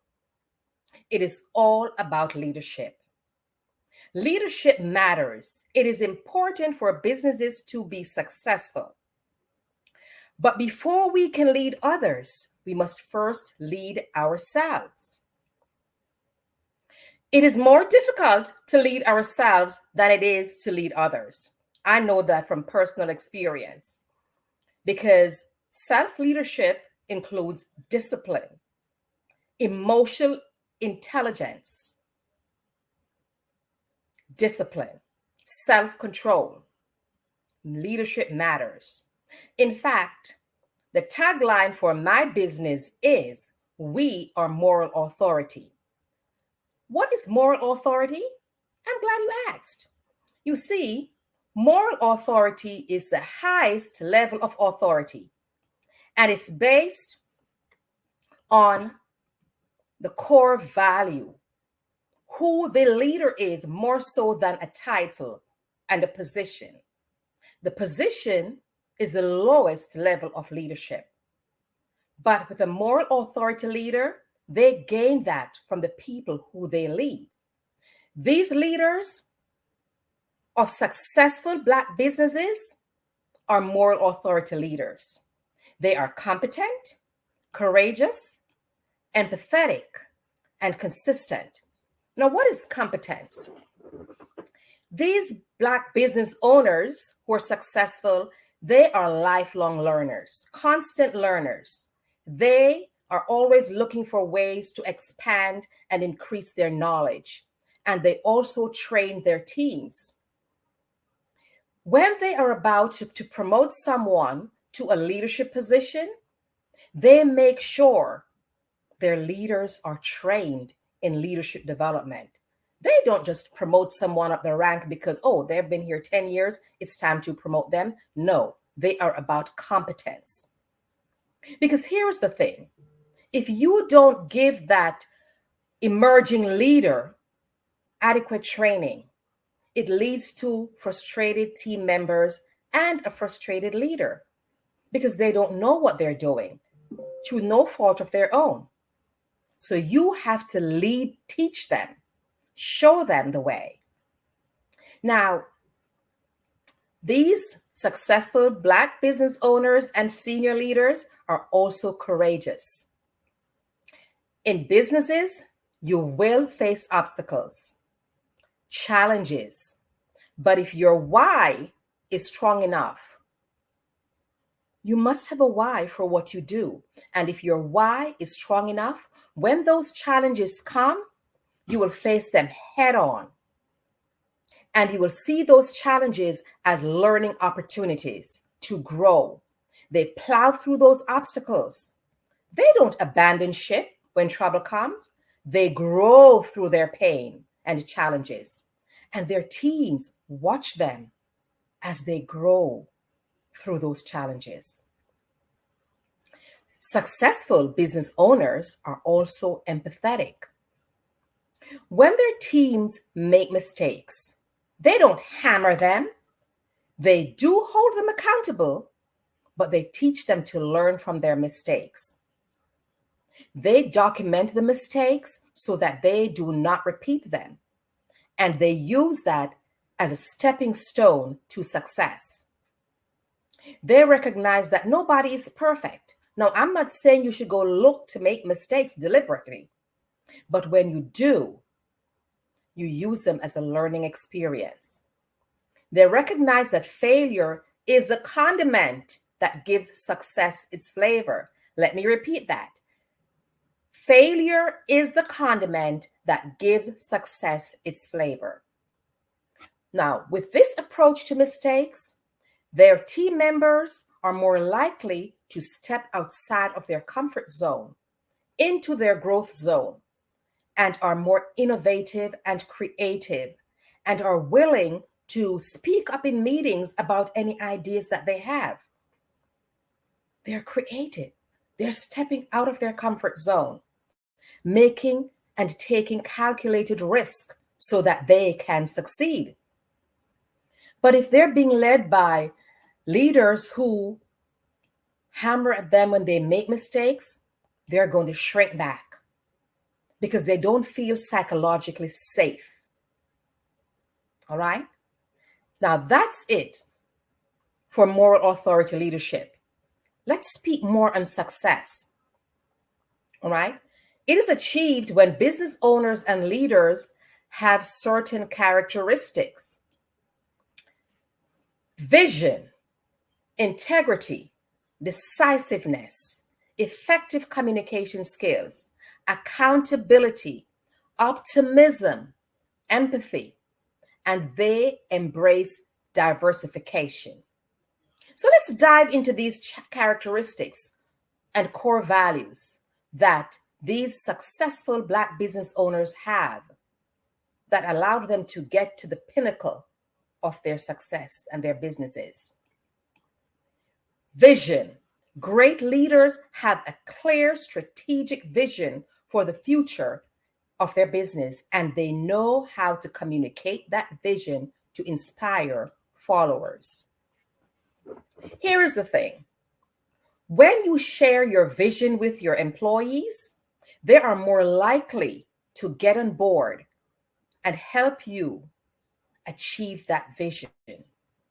But when you're not transparent, they don't know what's expected of them. So it's very important to be clear, to give clarity on where you want to go. Self-awareness is also key. Another characteristic that successful leaders have is integrity. Now, there's integrity and there's reputation. And let me give an explanation of both. Reputation is what people see, and we should strive to maintain our reputation because that's protecting our brand. All right? People see what we do, but integrity is who we are regardless of who is around. It's who we are at the very core. We're honest, we have strong morals, and we lead by example. And that builds trust and respect from your team members. If you expect one thing from your employees and you do otherwise, they can't trust you. Do you keep your promises? Or do you make promises and then you shift? No, you can't do that. They don't see you as being trustworthy. And then they can't trust you. They're less productive. Decisiveness.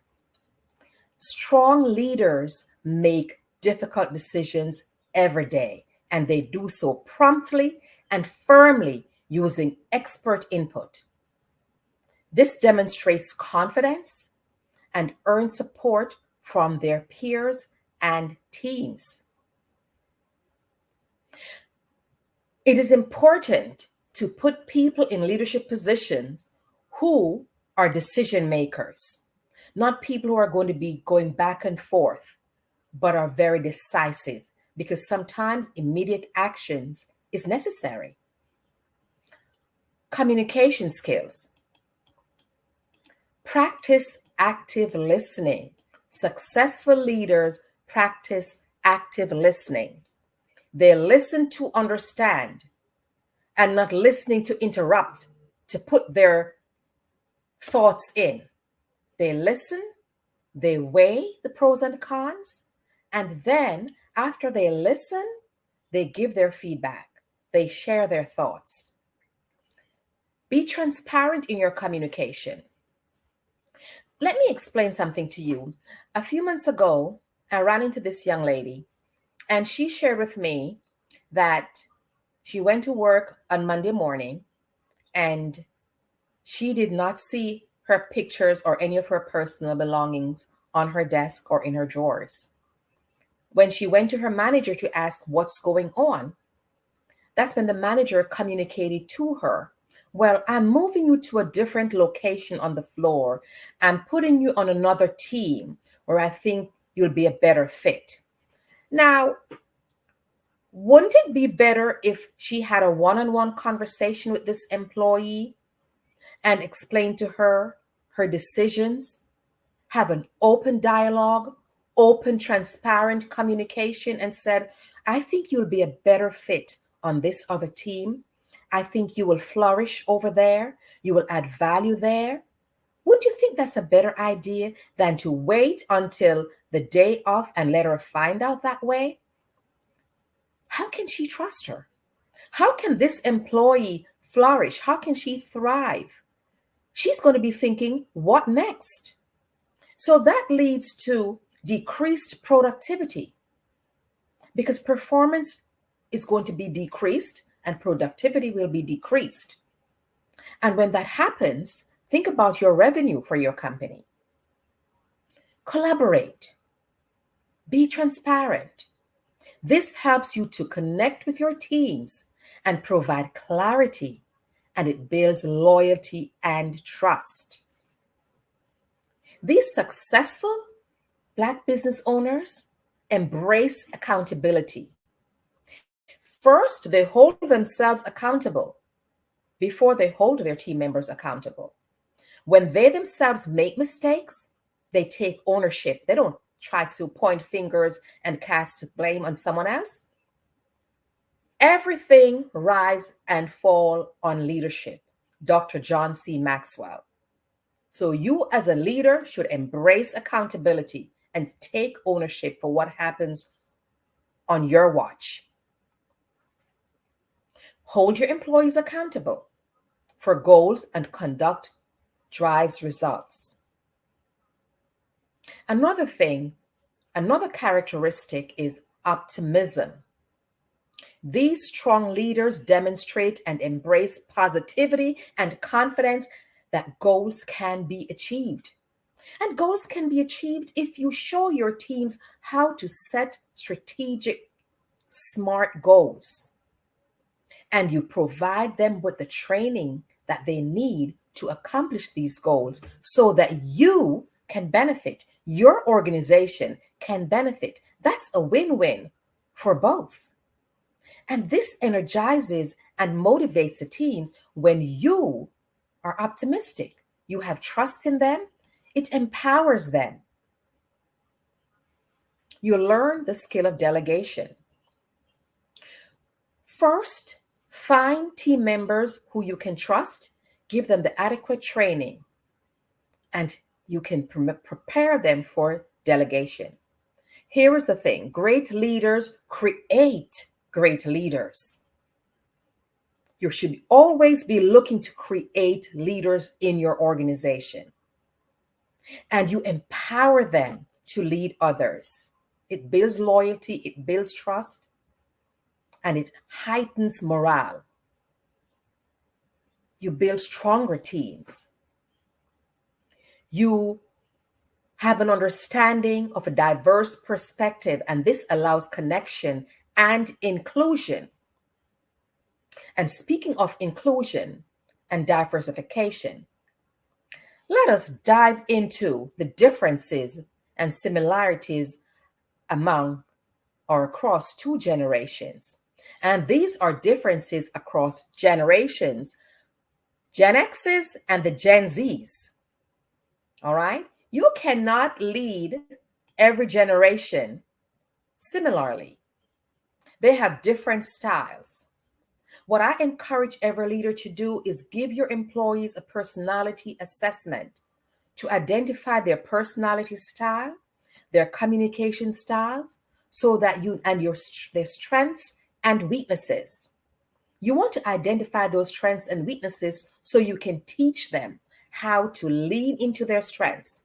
And those weaknesses, you help to build on it and help them improve. So giving them assessment and identifying their communication style is important. Then you provide them with coaching on how to communicate with people of different styles. Communication preferences across the Gen X and the Gen Zs, they're different. You need to know that you can't use a cookie cutter approach for both generations. They grew up differently. They grew up in different times. Gen Xers value direct and clear communication. They appreciate honest and open, transparent communication from their leaders. They prefer in-person interactions and formal communication channels such as meetings and emails. Those are the Gen X's. The Gen Z's, on the other hand, they're more comfortable with digital communication. You see, they are tech savvy. They are raised in the digital age. They often prefer instant messaging, social media, and video calls as opposed to email and formal meetings. They appreciate concise and visually engaging content. However, they still value face-to-face interactions for building that personal connection. Now, how would you lead these two generations when it comes to communication? You should communicate clearly and straightforwardly with Gen X employees, ensuring that information provided through meetings or well-structured emails. But for your Gen Z leaders, should incorporate digital communication tools and platforms while also recognizing the value of occasional in-person interactions just to establish rapport.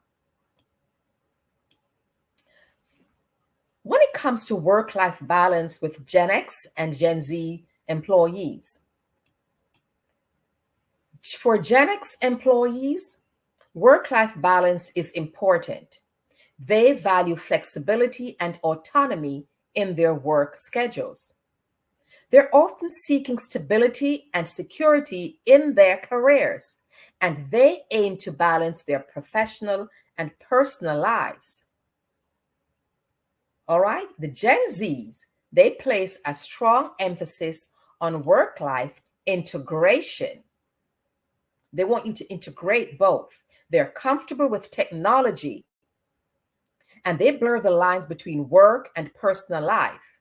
They seek meaningful and flexible working environment and working arrangements. They value opportunities to learn and grow. More than the Gen X's, the Gen Z workers highly valuable work-life balance, and they prioritize it in their careers. They grew up watching millennials hustle in jobs with poor work-life integration, and Gen Zs tend to find greater equilibrium.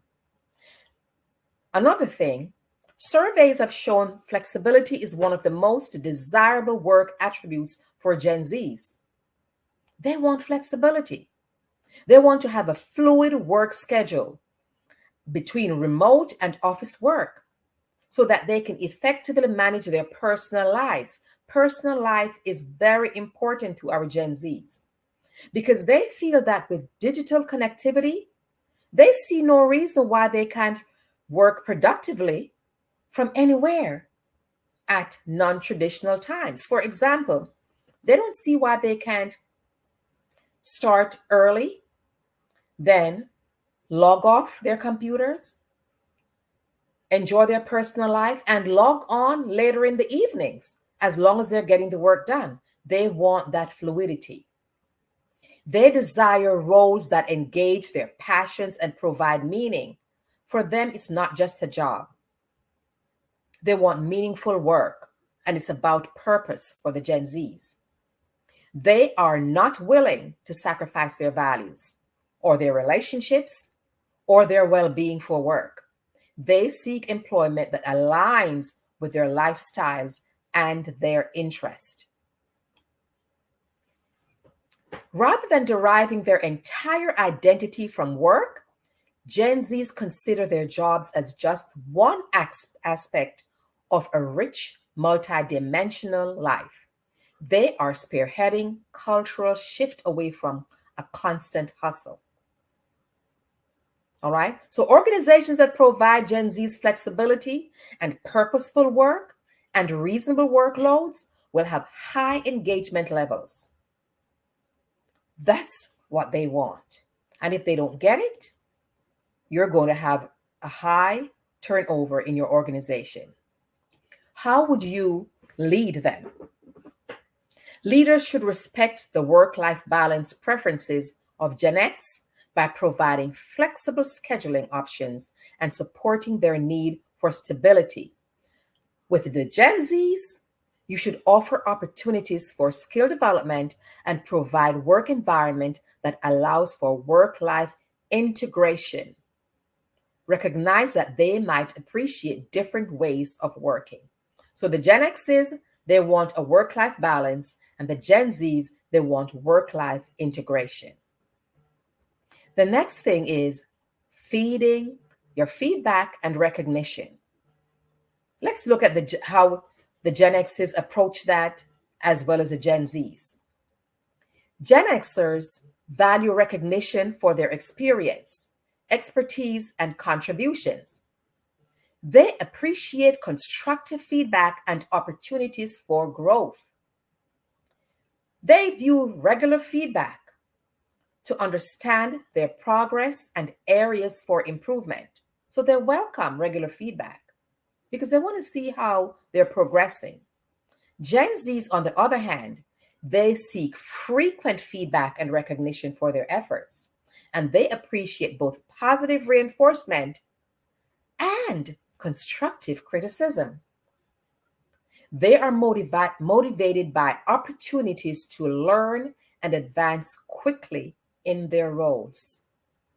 Wow. Now, as a business owner and leader, how should you approach your leadership style with them?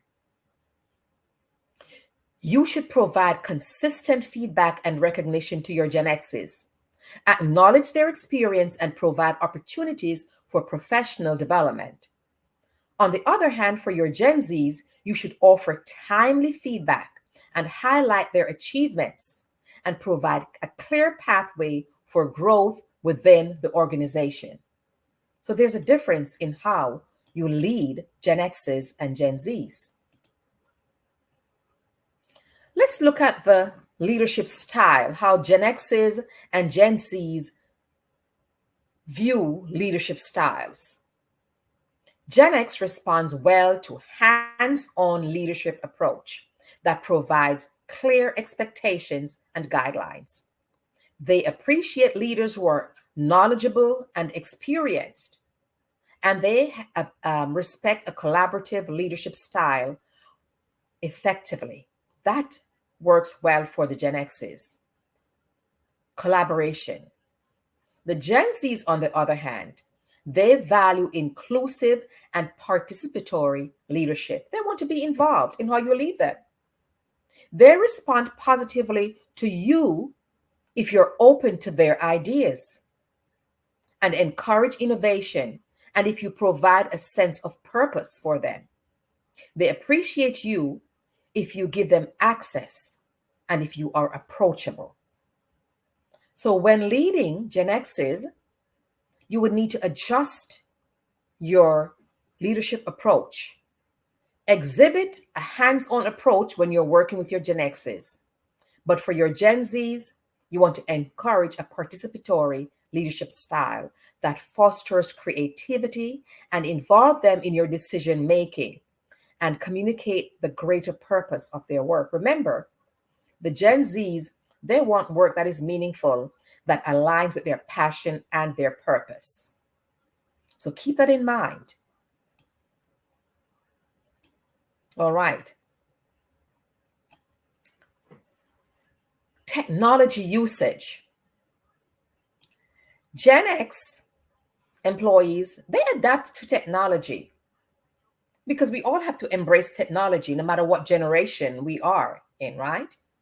But the Gen X's may struggle a bit with the newer platforms. I know I did, but I'm there now. The Gen Zs, they are tech savvy. We call them the digital natives, and them to help. We're struggling. They rely heavily on technology. They want you to communicate with them with using technology. They make sure they are well versed on all the different devices. In fact, I was talking to a friend of mine the other day, and she was struggling with her computer. She called her 14-year-old granddaughter, and she was there. She got on the computer and she pressed a few buttons and she was done. She had her grandmother up and running. This is what they do. This is who they are. They are digital natives. The Gen Zs are passionate about social causes and justice, and they are about making an impact. They are activists. They are assertive. Gen Zs are more assertive and forthright. And why is that? They grew up with social media. They're very comfortable publicly expressing their views, and they advocate for change. Now, I grew up in an era where I was told that children should be seen and not heard. And I took that literally. Even I'm a very talkative person, but when I'm told that, because growing up in the Caribbean, you're raised differently. You should be seen and not heard. And that causes a lot of children to shrink back. And I shrunk back a little. But then I learned to live according to who I know I am and whose I am. Gen Zs believe their voices deserve to be heard. So you telling a Gen Z they should be seen and not heard, that's not going to work well with them. They are advocate, they speak up.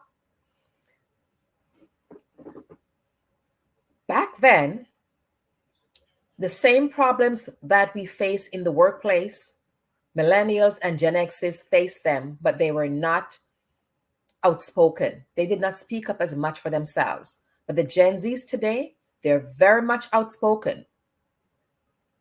Gen X, they're more skeptical of authority.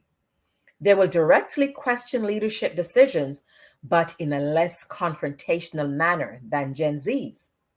Gen Zs, they demand responsiveness.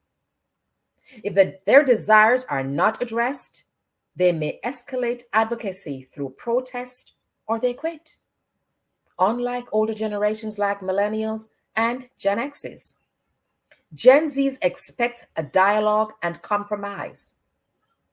While forceful in voicing wants, Gen Zs do value mutual understanding, and they do value reaching solutions together.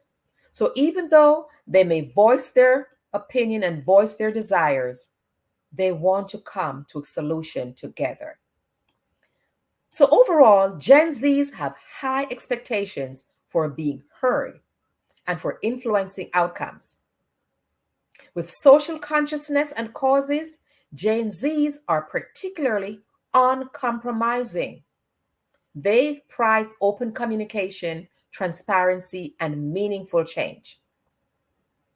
Someone spoke to me the other day and told me that his 13-year-old niece made so much money on Etsy. And that brings me to entrepreneurship and Gen X's and Gen Z's. When it comes to entrepreneurship, Gen X's and Gen Z's embrace that. But Gen X's are motivated by independence and control over their careers, whereas Gen Z's are motivated by passion and projects that embrace creative self-expression.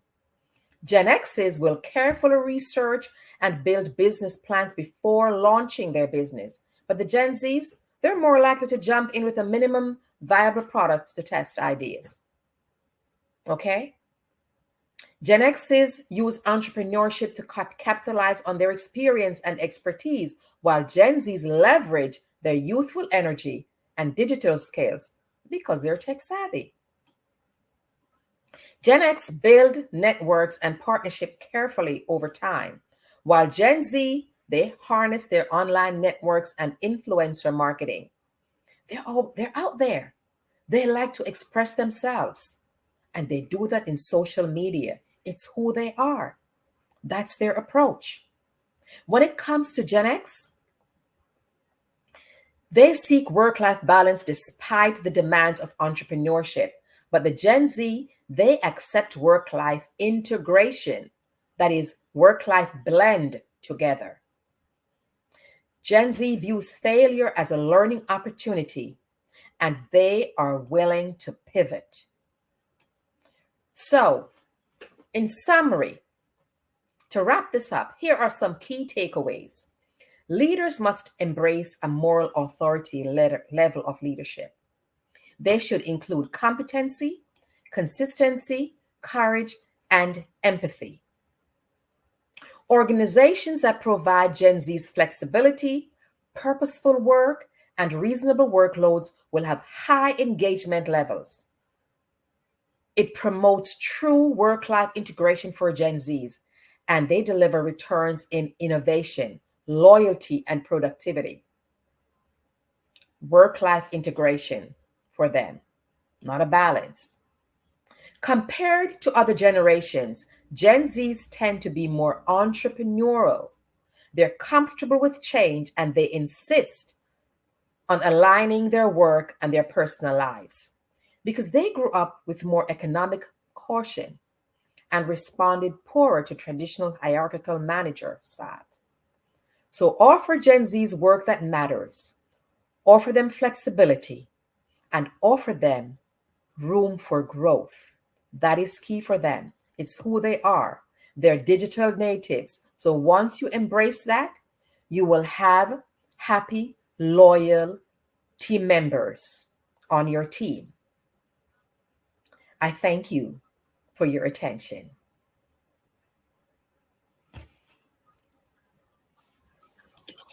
Oh, Miss Marilyn. Oh, that was just wonderful. You gave me some insight and some gems there. Thank you so much for that information around Generation X and Generation Zs. I'm sure all the beautiful people that are watching today will take that into consideration as they move forward with having them in their businesses. Miss Marilyn, how would you want people to get in contact with you going forward? How would people contact you? They can click on my digital business card, which is meetmerlin.com, meetmerlin.com, or on my website, www.macleadershipsolutionsllc.com, www.macleadershipsolutionsllc.com, or meetmerlin.com. I love it. You've heard it today here on Black Business Network. Thank you very much, Ms. Marilyn A. Clark, for joining us this afternoon. Genius is common, and I'll see you on the other side. Thank you. The Black Business Expo mission is to raise funds for high school seniors going to college from K through 12 entrepreneurs. This expo is a fundraiser for students. You may go to www.blackbusinessexpousa.com to donate to the scholarship fund, or use the Cash App that's on the screen below that should say $BBXUSA. Our goal is to give laptops up to $5,000 to 10 students. Students can register online at www.blackbusinessexpousa.com. Every dollar counts, so we want to remind you to donate to the scholarship fund. We want to thank our Black Business Expo USA sponsors. As a whole list, Genius is coming, and I'll see you on the other side.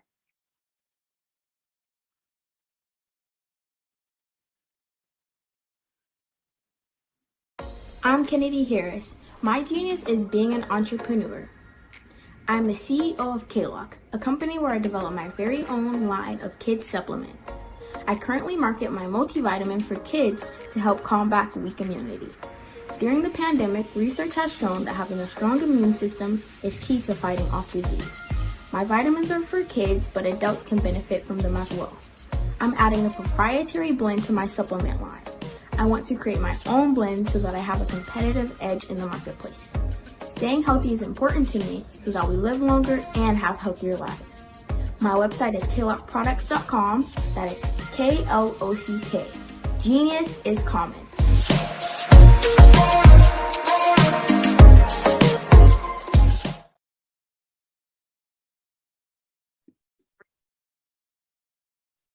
Hello, I'm Dr. Madeline Ann Lewis, President and CEO of the Executive Women's Success Institute.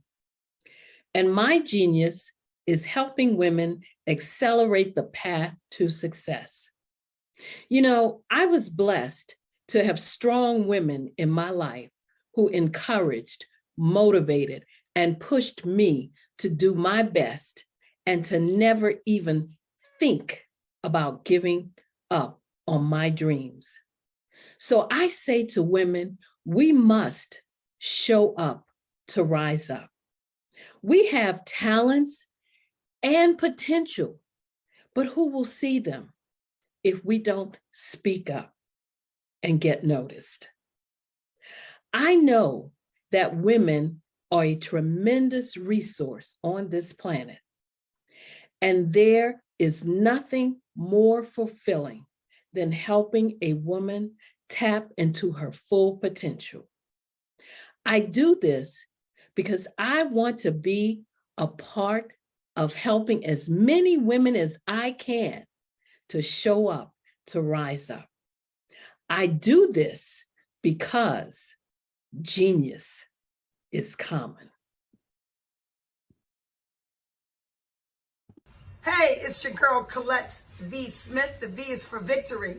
My mama would tell you the V is for Veronica, but it's Colette V. Smith, the NFL's first African-American woman to coach in the history of the National Football League, by way of being the first female in 2017 to coach in New York Jets franchise history.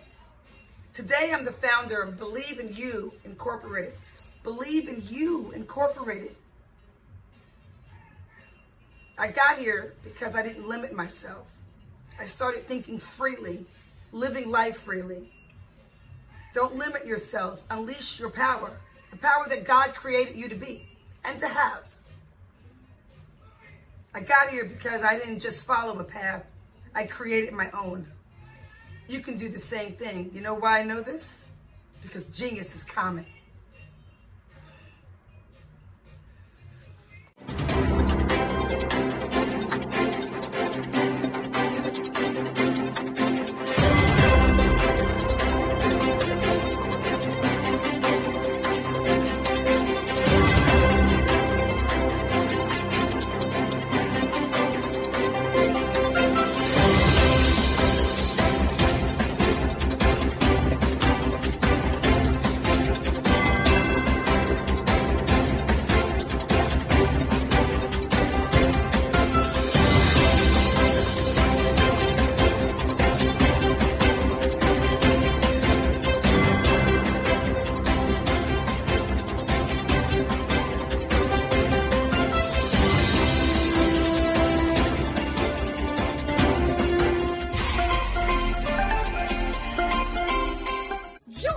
Dr. Eric Kelly III and a host of phenomenal speakers from all around the globe for this 7-day virtual event that you don't want to miss. The mission of the Black Business Expo is to raise scholarship money from kids all the way from high school, all the way from college. The Black Business Olympics is one of the largest Black business showcases in the world. It is an opportunity for businesses and companies to showcase their businesses globally. We are going to be giving away laptops up to $5,000 away to students.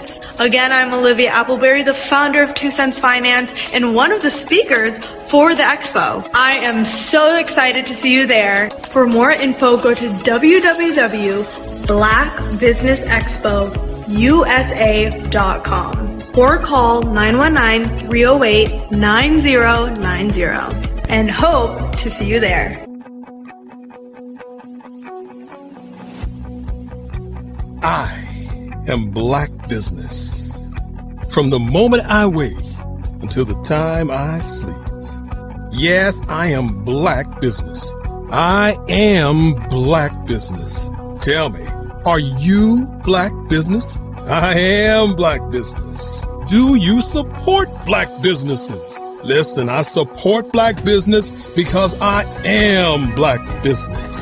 Black Business Expo, one of the largest business showcases in the history of Black business in the world.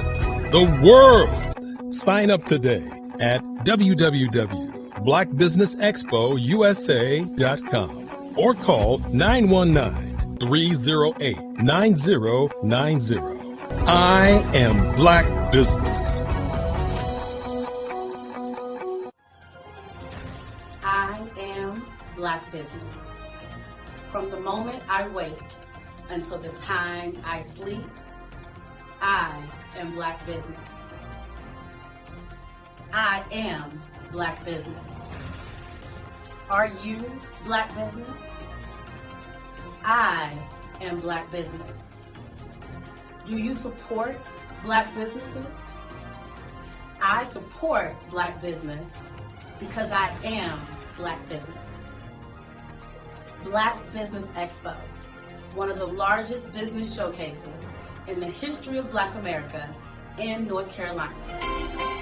Join Dr. Eric Kelly III and a host of phenomenal speakers from all around the globe for this 7-day virtual event that you don't want to miss. The mission of the Black Business Expo is to raise scholarship money from kids all the way from high school all the way from college. The Black Business Olympics is one of the largest Black business showcases in the world. It is an opportunity for businesses and companies to showcase their businesses globally. We are going to be giving away laptops up to $5,000 away to students. Again, I'm Olivia Appleberry, the founder of 2 Cents Finance and one of the speakers for the expo. I am so excited to see you there. For more info, go to www.blackbusinessexpousa.com or call 919-308-9090 and hope to see you there. I am Black business. From the moment I wake until the time I sleep. Yes, I am Black business. I am Black business. Tell me, are you Black business? I am Black business. Do you support Black businesses? Listen, I support Black business because I am Black business. Black Business Expo, one of the largest business showcases in the history of Black business in the world.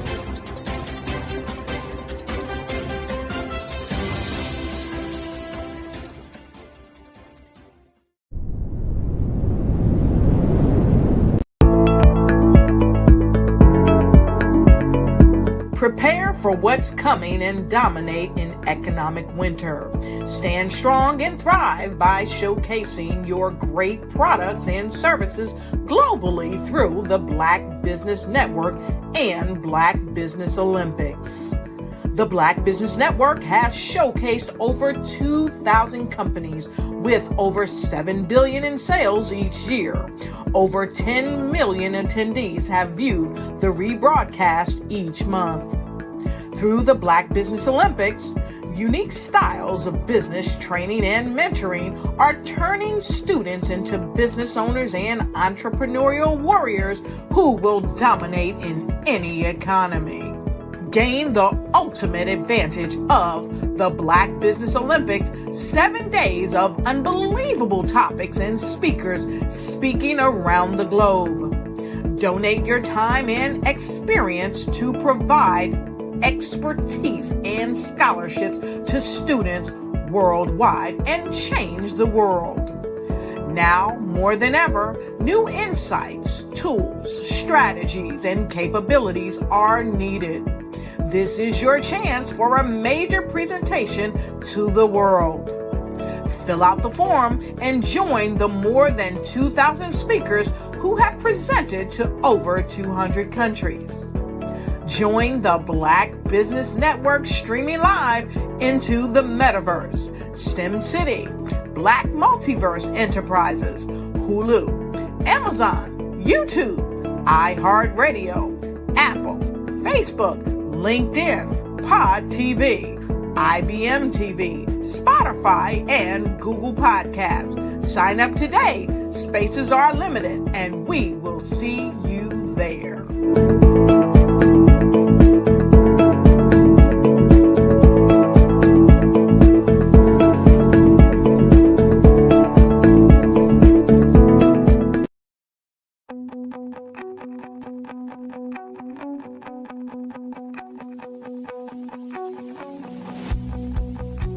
I am Black business. From the moment I wake until the time I sleep. Yes, I am Black business. I am Black business. Tell me, are you Black business? I am Black business. Do you support Black businesses? Listen, I support Black business because I am Black business. Black Business Expo, one of the largest business showcases in the history of Black business in the world. The world! Sign up today at www.blackbusinessexpousa.com or call 919-308-9090. I am Black business.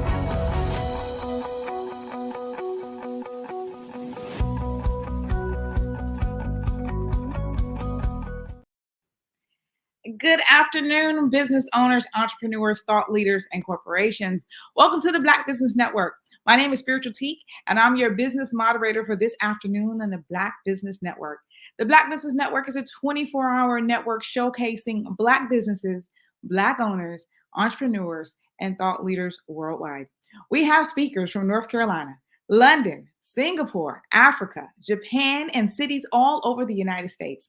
The Black Business Network is a global community sharing its business knowledge to empower, inspire, and educate businesses about business. I am very excited right now to get ready to introduce to you our next keynote address speaker, B. Jacqueline Jeter, who's recognized as one of the premier leadership experts.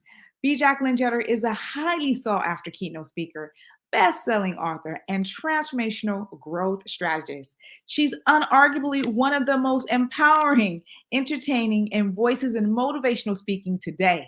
Leveraging over 30 years of leadership experience in the pharmaceutical industry, B. Jacqueline is on a mission to impact audience and train organizations worldwide to identify, address, and eliminate leadership challenges associated with the change management, leadership development, and team building. Her extensive leadership expertise has landed her on major corporate stages across the United States, and her exceptional skills have allowed her to deliver keynotes to some of the most prominent corporations in the industry. B. Jacqueline has also delivered heart-stirring keynote speeches on live and virtual international stages for other large audiences. B. Jacqueline is a compelling thought leader who champions the empowerment of women around the world, providing opportunities to build courage, confidence, and connections throughout workshops, resources, education, and coaching. In line with her passion for assisting women, succeed, B. Jacqueline founded Growth, Lead, and Prosper, a global personal and professional training and leadership development company focused on equipping women with skills and strategies to conquer limited mindsets that deter them from operating in their purpose and full potential. She has authored several best-selling books, including You Are Enough, alongside legendary powerhouse speaker Les Brown. Recognized as an influential figure, B. Jacqueline holds several degrees and boasts a 3-decade career as a consummate pharmaceutical scientist in global drug research and development program management. She is an independent certified leadership coach, teacher, speaker with Maxwell Leadership, a certified neuroscience coach, and neural leader, as well as an ordained minister. B. Jacqueline is a visionary who has been recognized with numerous certifications and awards for her leadership, her commitment, and her contributions to the community, specifically the Presidential Lifetime Achievement Award. Her work has been featured on the news, talk shows, radio podcasts, in leading newspapers and magazines globally. Let me introduce Ms. B. Jacqueline Jeter to the Black Business Network.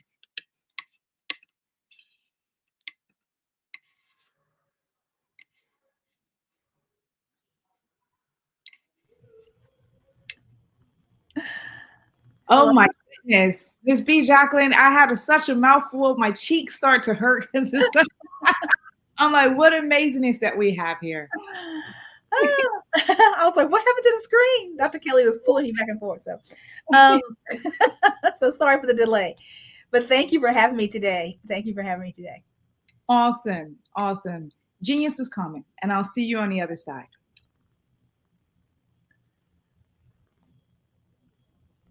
Hi, everybody. My name is B. Jacqueline Jeter, as was noted. And I have a question for you right now. I hope it doesn't offend you. Or I really have a suggestion. And I hope it makes you think. And this suggestion is, if you're an entrepreneur, whether you're aspiring, whether you're established, or whether you're in the middle, whether you're deciding, should I leave this spot or should I just keep going? Whatever you're thinking about in this situation is entrepreneurship. Whether you have a 9-to-5 career like me and growing a business, no matter your department of entrepreneurship, allow me to suggest this one thing. Mind your business. And you may be taken aback by that. I don't mean that in a bad way, that you may have taken it. What I mean by that is that to mind your business, to make sure that you are focused on the key crux of it so it can be successful. And being an entrepreneur is really one of the most oxymoronic things to do. It's oxymoronic to leave a job that you have security in, so to speak, where you have a check coming in every 2 weeks, every 15th and 30th, every once a month, or how often you used to get paid, or to just launch out into the deep end somewhere that you have nothing, you know nothing about. It is definitely something that to be considered. Entrepreneurship is, and it's not for the faint of heart. You're going to go out with your full abilities to go to a venture, to a space that may never have been trailed before. You're going to be everything. You're going to go from a place where you had some support. Maybe you had an admin. Maybe you had this. Maybe you had that. You had colleagues. You're going to go to a place where you are everything, from the janitor to the CEO. And a lot of business owners, a lot of entrepreneurs bootstrap their businesses, which means they take money from their savings they may have on hand or their 401k or wherever to build up from the ground up and pour their blood, sweat, and tears into it because they believe they have the solution for the problem that you're facing. Entrepreneurship is not for the faint of heart. And I've said that before, and you'll hear me say that again. And therefore, there's such a thing as having an entrepreneur mindset. And I want to chat briefly with you about that today. I'm a transformational growth strategist and mindset strategist, and I equip women, as was said before, women in organizations to identify those blocks that keep them bound from being that totally productive and totally prosperous and totally successful entity they are, and assist them to craft a solution and then empower them to execute on that said solution. So in other words, I help you ice your leadership, ice your success. Before we get into the nitty-gritty of what an entrepreneurial mindset really is and some things about growth mindset and fixed mindset, I want to share with you some interesting and maybe startling statistics. Top small business failure statistics. Over 22% of new small businesses and startups survive. Only 22% of new small businesses and startups survive their first year in business. only 22%. 30% of U.S. businesses fail in the second year. Half of all small businesses in America, half of them fail in the first 5 years. Around 70% of small business owners fail in their 10th year. 25% of small businesses will last 15 years or more. Every year, 600,000 new small businesses start in the U.S. And approximately 90% of startups will fail. Roughly only 60% of new businesses overcome the second year hurdle. And 42% of those small businesses fail because people did not want what they were selling. Nearly 30% of small businesses fail because they ran out of cash. According to the U.S. Bureau of Labor and Statistics, more than 20% of small businesses in the U.S. end up failing within a year, as I said before. And around 5 years, that's at 50%. And after 10 years, only 30% are still running. So once you pass that 15-year mark in business, you still only have a 25% chance of surviving. Surprisingly, business failure rates are relatively consistent over time. So are you still tuned in? Are you still there? I know those are really startling, but it should drive home the need and the importance of being able to, of needing an entrepreneur mindset. One would need to be able to not only think different, but to think differently as an entrepreneur. I want you to consider this. You're building your dream house. It could be at the lake. It could be in the mountains. It could be a mansion. It could be whatever your dream house is. Get that in your mind right now. Your perfect dream house. You've got everything together. The specs are perfect. Everything is everything you want. The landscape is exquisite. Everything inside is exactly the way you want it. That chair, that sofa, that rug, everything is where you want it to be. It is perfect.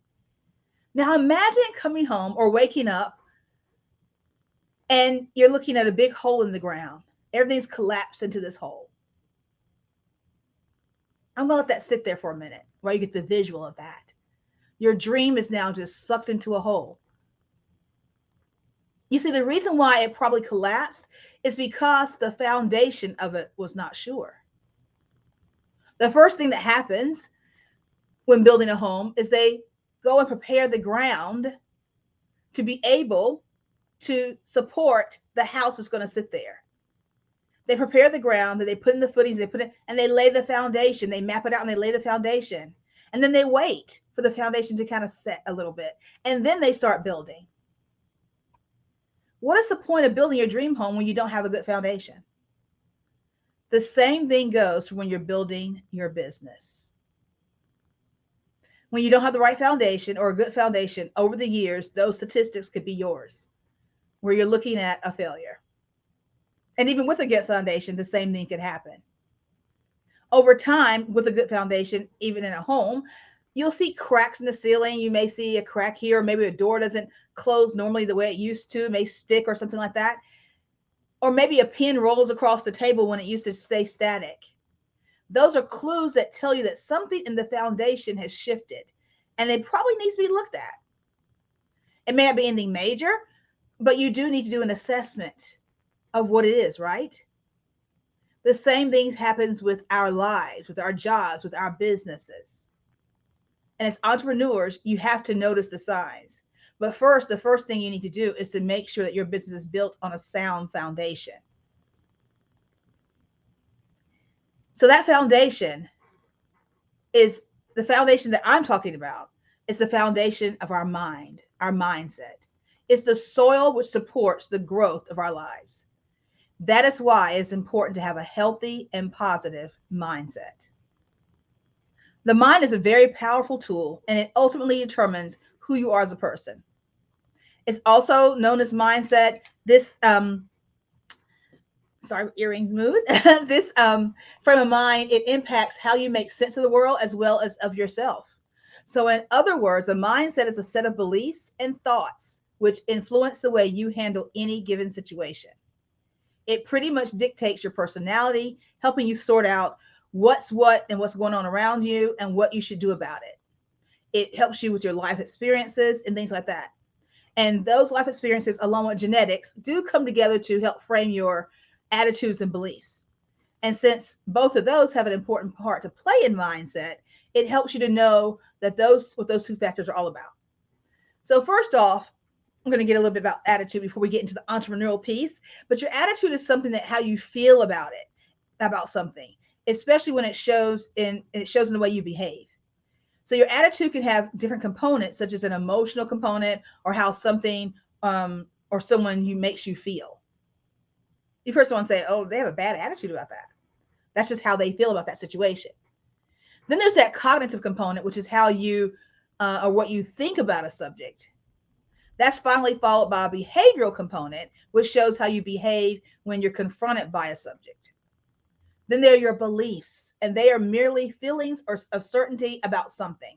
Beliefs are based on ideas, and when at a specific point these ideas start to feel certain, they turn into beliefs. So beliefs in turn shape your attitude, which in turn shape your mindset. Attitudes and beliefs then give rise to habits, which are a direct reflection of your mindset as well. I'm going to use a story that I use in many trainings that I've had before in different situations, but it's a story, excuse me, of a young girl who was helping her mother, her grandmother, and her great Gigi prepare for Christmas dinner. And she's looking at all the things, and she's looking at the traditions they have. They look at the way they do certain things. She's watching her mom do the cranberry sauce from scratch, fresh, and she's doing all these things. And she starts to ask questions. She's like, Mama, why does you do this right here? She's, oh, I do this because my mother taught me this. And so they got to the point where they're preparing the ham. And she saw her great Gigi cut off the ends of the ham. She saw her mother cut off the ends of the ham and put it in the pan to cook. And she says, Mommy, why are you cutting out the ends of the ham? And she says, oh, it's a beautiful story. Go ask your grandmother. She knows all the details about it. It's something you're going to need to know for when you get married and cook dinner for your family. So little girl runs to her great grandmother and she says, Gigi, why do you cut off the ends of the ham? And she says, oh, it's a tradition in our family. My mom, your great Gigi, can give you the whole story about it, every jot and tittle. So that way I don't leave anything out. Go ask her.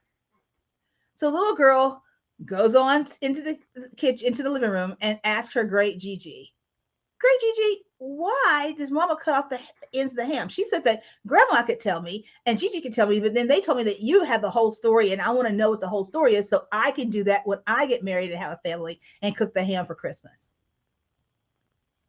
And her great Gigi looked at her like, story? There's no story. We were poor. And so we had to cut off the ends of the ham to make them fit into the actual pan. My pan wasn't big enough. So you see how our beliefs are shaped by certain things in our experiences, and it may not make sense. So when we're thinking about mindsets, it's always good to ask questions, because a question not asked is a solution not gained. That little girl wanted to know why we cut the ham. She thought it was a tradition. Her mother thought it was a tradition. Even her mother thought it was a tradition. And great Gigi goes, my pan wasn't big enough. That's just the solution I had. So our experiences and everything shape our attitudes, our beliefs, and our mindsets about certain things. Now, there are different kinds of mindsets, but there's two kind of key categories, so to speak, a fixed mindset and a growth mindset. And the growth mindset term was really coined by a Stanford professor named Carol Dweck. And she wrote a book called Mindset, The New Psychology of Success. And so she talks about how the growth mindset emphasizes the power of learning. So it focuses on strategies that make you better at acquiring new skills and knowledge. Very briefly, a fixed mindset is a static view where you believe that you are either good at something or you're just the way you're going to change it. It's called factor destiny. And on the other hand, a growth mindset is a learning mindset with a dynamic view. That mindset allows you to believe that you can change, improve, prosper, and get better at anything through the right training. It's fairly easy to see that one mindset allows you to explore, grow, and be more content in general, right? And so a growth mindset and entrepreneurial mindset are very, very closely related in that sense. These limiting mindsets may appear to offer more comfort, be easier to follow, and require less effort, but they do come at a cost. Not only do they repel the good that you could do and the good opportunities in life, but they can also hold you back from achieving your full potential. So let's look at the power of a growth mindset and what that does for you. And be thinking about this in an entrepreneurial space and see where there's entrepreneurial places, where entrepreneurship is applicable in this, what I'm going to tell you about. So a growth mindset allows people to view themselves as capable of doing well at almost anything in all settings. When you think about my great nephew is a football player. He is with the Green Bay Packers. And I've watched him from being a young man and his resolve, and a young boy, and his resolve and his mindset is so amazing. No matter what it is. I heard him say in a video, he was doing some training. His trainer had him to do something. It was kind of off. And he said, next time do this. You know, follow what I'm telling you to do. This time do this. He goes, okay, I messed up one time. It won't happen twice. His mindset is so strong, and he corrected what he needed to do, and he excelled at it. And he's always been like that. Him and his brothers have always been like that. I love watching them and how they've taken something, and whenever something comes up with them, whenever a tackle comes up with them, he's a running back, he knows how to shift. And to me, that is a key thing in an entrepreneur mindset. You have to be able to shift, but we'll get to that in a minute. Growth mindset does not consider themselves as restricted by current abilities, but they believe they can do whatever they want as long as they practice. Think about Kobe Bryant. He wasn't the greatest at shooting when he first started basketball, but you've already heard stories about him where he goes into the gym after practice, or he stays after practice, or he used to stay after games and go in and shoot 400 or more. Look at Steph Curry, how he used to just go and shoot free throws. And that's why Kobe is a legend, God rest his soul. And Steph is known as the three-point man. I mean, you think about that. I love sports, so I kind of know those pieces. But if you don't, just Google them, because Google will tell you pretty much everything. When you think about sports fanatics, when you look at Serena, she didn't just wake up one morning and go start hitting a tennis ball. She didn't have an easy entry into tennis for many reasons, but she rose to the levels of who she is because of her mindset. She wasn't undefeated her whole entire life. She took some defeat, but she took that defeat and she learned from it and she got better. A growth mindset does that. And that is key in entrepreneurship. Because remember, challenges are going to happen. If they haven't happened to you yet, just hold on, because they're going to come. So a growth mindset helps you to look at so many things with optimism. The optimism and creativity indicate a growth mindset, which will also empower you to gain strength and several things.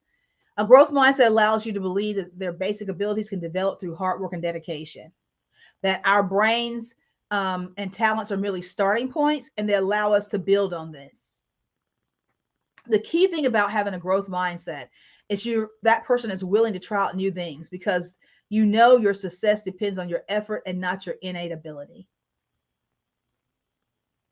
You're not focused on avoiding failure because you believe that if you do poorly, you can improve and succeed next time. Case in point, I just gave you some. Plus research, I'm a scientist, so I got to throw some research in there, right? Research also indicates that growth mindset allows people to navigate stress and challenges better and lead to higher levels of well-being. A growth mindset offers a sense of fulfillment. So unlike that fixed mindset, one of the most obvious benefits of a growth mindset are the endless opportunities to be availed. With a growth mindset, you continually pursue betterment, and it's followed by a sense of achievement and fulfillment. And a sense of achievement is also a precursor for a higher standard of excellence. And in the process, you learn that success is a continuous work rather than instant gratification. So a growth mindset, as well as having that entrepreneurial mindset together, develops resilience. How much resilience do you think you're going to need as an entrepreneur? I'm pausing on purpose, because a growth mindset lets you develop resilience. When you face challenges or a setback, your mindset takes a more positive approach in handling these. For instance, let's think about COVID. If you had a business or start a business or whatever your entrepreneurship journey was at COVID, if you didn't have resilience, you're not in business now, or you had to pivot so deeply that you wanted to quit. The pandemic should have taught us a lot more, and hopefully it did teach us a lot about how we need to always be ready. One of my business mentors always says, be ready so you don't have to get ready. Having your systems in place and having the automation in place for your business. During COVID or right after the pandemic, and tomorrow will be 2 years. Wow. 2 years ago, basically, I was diagnosed with breast cancer. And my business, I'm a sole proprietorship, and my business is coaching and speaking. So if I'm going through chemo and things like that, I can't be coaching and speaking. Well, I wasn't prepared for the pandemic, and I lost revenue because I didn't have my digital courses already set there so I could send and things automated. So my resilience was a little low, but I'm resilient. I'm bouncing back now, and those things are in place and getting in place. So you see how important it is to have a growth mindset and entrepreneur's mindset, and how important the key thing of resilience is to an entrepreneur.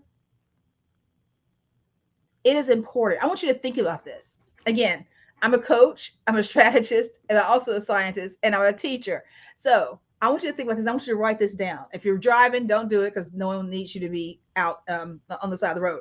But if you have an opportunity, write down these things about how can I make myself more resilient? How can I employ a more entrepreneurial or growth mindset to my business right now? Where are the leaks? Where are the places that are gaps? Where's that Swiss cheese hole that I need to fill in case something else comes up? Because nobody had ever had an experience with a pandemic. And we thought the pandemic was going to last for like a few months. And we see we're still feeling the effects of it because COVID is here to stay. Things have opened back up, but there's still, we're just now really trying to getting to a space where we can actually move forward as we were before. 2019 is no more. Life before COVID is a distant memory. So what are you doing in your business, and how are you thinking about your business right now? Are you minding your business? I hope so. So another thing that having a growth or entrepreneurial mindset does is that it guards against or buffers against demotivation. People with a growth mindset or entrepreneurial mindset seek out opportunities and challenges to engage them rather than get satisfied with the results they have. I made $100,000. I hit 6 figures. Yay. They look at ways to go from low 6 figures to mid 6 figures to high 6 figures to 7 figures. This means that being motivated to do more, being more process oriented rather than purely result oriented. People like this thrive when they are in the process of doing something. The process presents a learning opportunity, and it stimulates them and drives us, I say them, but I'm saying us, drives us on to do even more. So think about that. It also encourages perseverance. A growth mindset or entrepreneurial mindset demands perseverance. Whether there's a pandemic or not, you got to be persevering in entrepreneurship, because you're not going to be the only one. It may be you and 10,000 other people who have a t-shirt business, but you have to be very strategic and persevere through those challenges where you have an up market, down market. The focus of a growth mindset is not to concentrate on what happens to you, but on what happens for you. So perseverance also means kicking fear of failure out the door. You may go to a conference and see someone else is vending something similar to you. You may have the inclination to say, I'm just going to pack up and leave because they're doing the same thing and they look like they're set up better. And I don't know how I'm going to be able to compete with them. I'm not going to be able to make the money I projected in my KPIs. Perseverance of a growth mindset helps you to kick that fear out the door and say, they're going to do their revenue, but I'm going to focus on mine. This amounts to taking chances when opportunities present themselves and to not limit yourself in an overly cautious or paranoid life. Tenacity is also part of that. It's an essential ingredient for having a entrepreneurial and growth mindset. And since you can't always have 100% success rate with every challenge you tackle, tenacity will help you reflect on your failures in the right manner. Not looking at it like I failed, but looking at it like a growth mindset would and say, what happened here and how can we make it better? What was the root cause of this happening? Should we have a bigger table, smaller table? Should we have had more digital things? What can we have done to make this a better outcome that we expected? Failure to find a solution usually opens up an opportunity for you to work on your skills and learn something new. That's what a growth mindset says. A fixed mindset would say, oh, well, that's what happens. This is what I expected. So it's always going to happen. I'm never going to make more than this kind of money in my life. I'm never going to be bigger than this. But we have an entrepreneurial and a fixed growth mindset. So we won't ever say that, right? Because why? Because genius is common. And so when people hit a wall, they either make an excuse or simply give up. However, a person with a growth mindset realizes that failure is inevitably a component of achieving that success. It's that launch pad. So one key thing to do someone with an entrepreneur mindset does is when they're looking at their business, and hopefully you're reviewing your business, not just your revenue and where you are quarterly. You set your goals quarterly and you look at them. I look at my things monthly. Did I meet my KPIs for the month? If I said in September, I'm expect to have 10K in revenue and I didn't, let's look at what happened there and recalibrate and try to absorb that further down. So as you look at those plans across in that quarter, or however often you look at it, don't just set a goal in January. Look at your goal setting really in November so they can be ready in January. And look at your goals, make micro goals. If you want to make $1 million overall in 2024, what are the micro goals to get you there? And look at those and make sure you're focused on that. That's what a growth and entrepreneurial mindset does. It looks at things over time. It exercises or promotes critical thinking. So when you talk about learning, making mistakes is a must because it forces you to identify where the mistake happened or where the issue happened or disconnect happened. And that helps you not only pinpoint a solution, but also develop the critical thinking and another solution for getting through it. Right? So, you still with me? Are you minding your business? I hope so. You hear the cliche a lot of times, practice makes perfect. So not to overuse that, but a growth mindset does, practice does indeed make perfect, or more accurately, a lot better at what you get a lot better at what you practice. So since the growth mindset is triggered by a more dedication for learning as opposed to yearning for approval, practice and effort promote qualities like creativity and intelligence. You're going to have a lot of creativity if you're going to be an entrepreneur. Because like I said before, most oftentimes you are the janitor and the CEO. Individuals with this mindset neither get discouraged by failure, nor they consider themselves as failing, but as learning. Another key thing about entrepreneur or growth mindset is innovation. You have to be innovative. When I say the names of these companies, what do you think about? And you can put it in the comments. I think you can put comments in YouTube, or you can just think about it and put it on your paper or whatever you're doing. But when I think about Sears, Blockbuster, Circuit City, Bed Bath & Beyond, most recently, 9 times out of 10, if you look back at how the processes went for them, they probably did not innovate. I remember reading an article about Sears, and the president there was saying that we are Sears. They went off their name. We're Sears. We have the Sears catalog. I don't know if you were like me, but when I was little, I get the Sears catalog. Me and my friends were doing, we'd be circling. I want this. I want that. And you had the whole catalog circled up, right? Because it was just it was a dream book. It was a wish book in a lot of ways. There's all those things you weren't getting, but it was a wish book, and that was a big thing. Is the Sears catalog. When that came in the mail, it was like, oh, it was awesome. And so Sears had a great reputation then, but what they didn't realize, what they didn't make note of, was with all the growth coming around them and the innovations coming around them, they didn't shift appropriately. Their market share, they didn't shift their projections, they didn't shift their KPIs, they didn't shift enough to be able to impact. They went on the whole adage that we're Sears. And now you don't see Sears. So are you going to be a Sears? Or are you going to be an Amazon? Good question. So mindset is important because it's in everything that we do.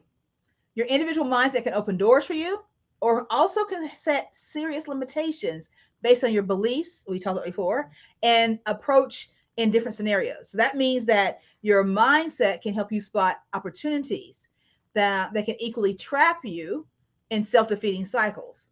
But the stories that you tell yourself and the things that you believe about yourself can go either way. So as an entrepreneur, you have to be able to divest that employee mindset. Now, I still am an employee. I still have my 9 to 5. And so I have to switch off hats at the end of the day. I took off this afternoon, so I'm not infringing on any kind of time.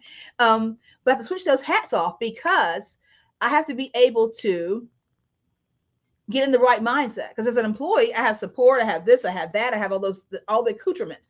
As an entrepreneur, I'm everything. And again, as I said before, things changed in business in business a lot during COVID. There was this thing called the Great Resignation, and those people, there was like 4 million people left their job, like in March or July, or maybe both, of 2020, for various reasons. Some were laid off because the companies were not prepared for a pandemic in any way, shape, form, or fashion, and some decided, I think I'm going to pursue something else right now. Needless to say, a lot of them didn't understand the difference between employee and entrepreneurship because one of the news stations locally had talked to someone. They said, well, I'm looking to go back to my former job or to something similar because I started a business, but it just didn't go well. They weren't prepared mentally. They weren't prepared because they were having their sons do this and somebody else do printing and this and this. And so they weren't prepared for that situation. They didn't have the right systems or things in place. And that was probably because of not having the right mindset regarding it. Let's look at what Forbes says about an entrepreneurial mindset. An entrepreneurial mindset is a set of beliefs, thoughts, processes, and ways of viewing the world that drives entrepreneurial behavior. So typically, entrepreneurs firmly believe it's possible to improve their life situation and live life on their own terms. They also believe in their adaptability and their ability to learn, grow, adapt, and succeed. So the mindset of successful entrepreneurs is much different than the traditional mindset of an employee. Innovation, as I said before, is a key element. Peter Drucker summed this up with the entrepreneur mindset, and he said that regarding innovation, he said it defines the entrepreneur and entrepreneurship. The entrepreneur always searches for change, responds to it, and exploits it as an opportunity. Entrepreneurs' goals, desires, and driving force center on implementing a new idea or launching a new business. While they expect success to drive their great financial benefits, the financial rewards are just that, a benefit or a bonus resulting from a bigger expected achievement of establishing a new enterprise. So it's not about, I can make $1 million off of this. It's like, how many people can I help in this situation? And then the money comes later. An entrepreneur is focused on being the mastermind of their business venture.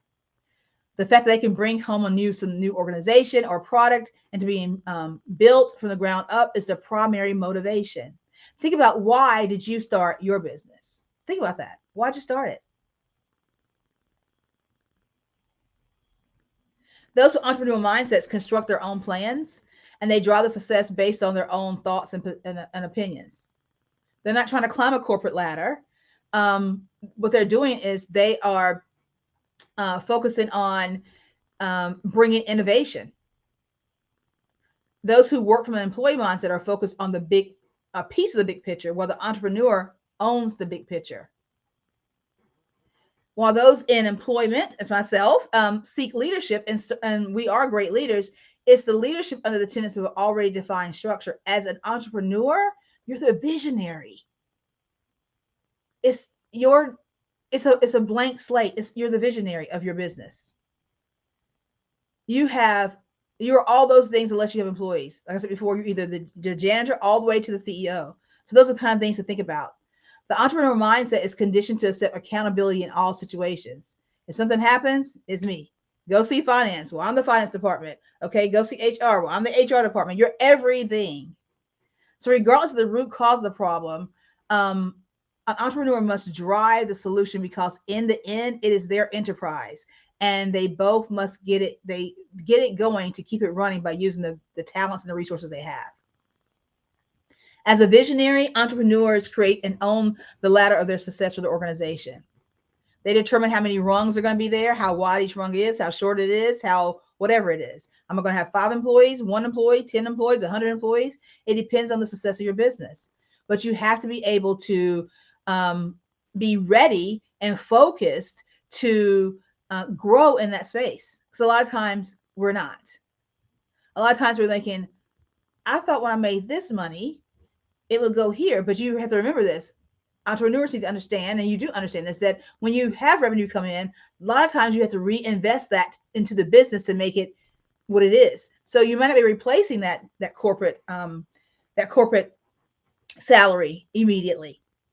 Making 100K to replace the 100K you have, that's been happening consistently. And an entrepreneur mindset knows that I've got to show some consistency and be able to look at where the gaps are to be able to make sure that I am comparing apples and apples and not apples and pomegranates.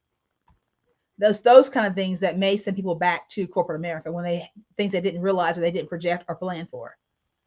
Entrepreneurs are typically, and there's nothing with going back to corporate America or being in corporate America and growing your business. Again, that is me.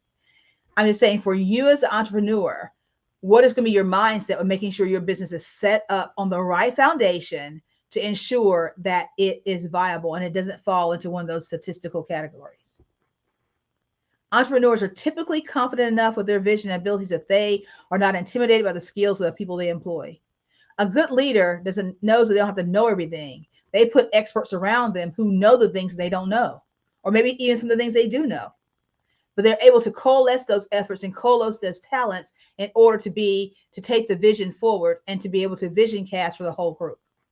An entrepreneur has to be a great leader, but that's another presentation. They don't fear that anyone on the team can easily replace them. And fear and competitive concern is not a concern for an entrepreneur.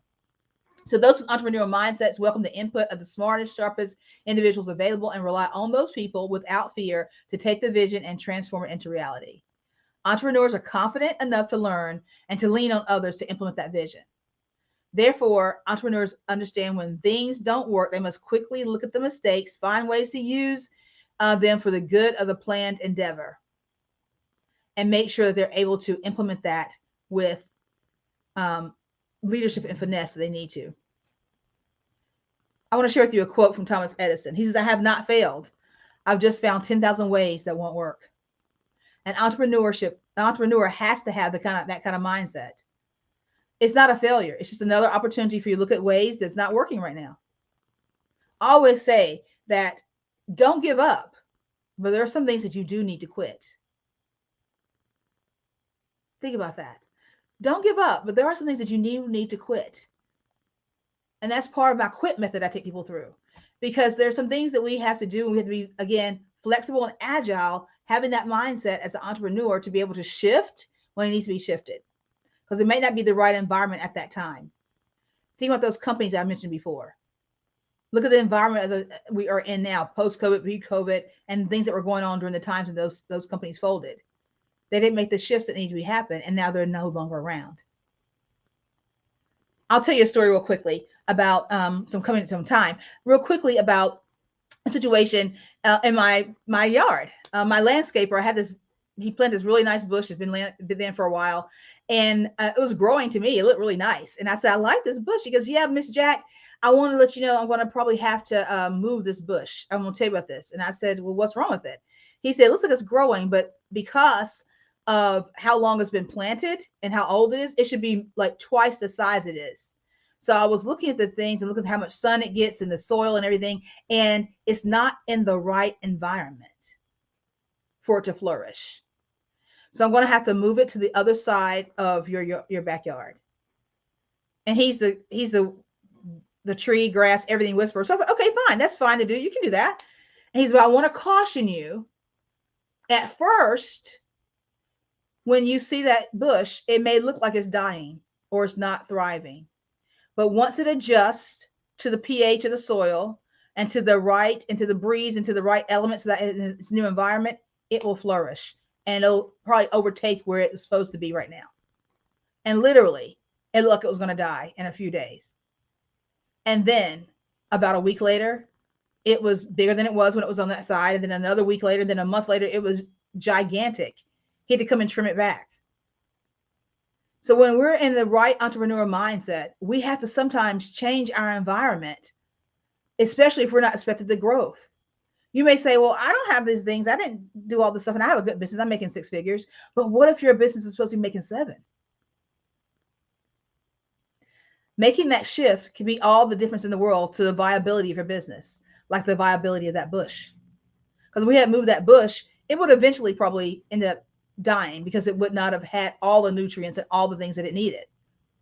And that's key when you have an entrepreneur mindset. Resilience is key. Innovation is key. Experience and knowledge are key with the entrepreneurial mindset. So I want to leave you with these 3 things. It's important to be able to shift and to know when you need to, not to look at failures as failure, but to look at them as launching pads for innovation. An entrepreneurial mindset embraces innovation. It doesn't look at a situation and say, well, this is how it's going to be. Let's scrap that. It looks at where there may be some situations where you can pick out the good pieces and recalibrate them and make it a better situation and make it a better platform. Make it a better t-shirt, make it a better book, make it a better whatever you give, make it a better course, whatever it is that you give. It's important that you look at your failure and realize that it helps you to reassess your priorities. A setback is only a temporary hurdle. You learn to look beyond it. You start anew, reordering things that are most important, and you shuffle things around and you move to the right environment, the right pH to get the ultimate growth of your business. So since the entrepreneurial mindset centers on constant evolution and improvement, you realize that what you valued 10 years before is not what you value today. It's a constant work in progress that helps you to move ahead, leaving setbacks behind.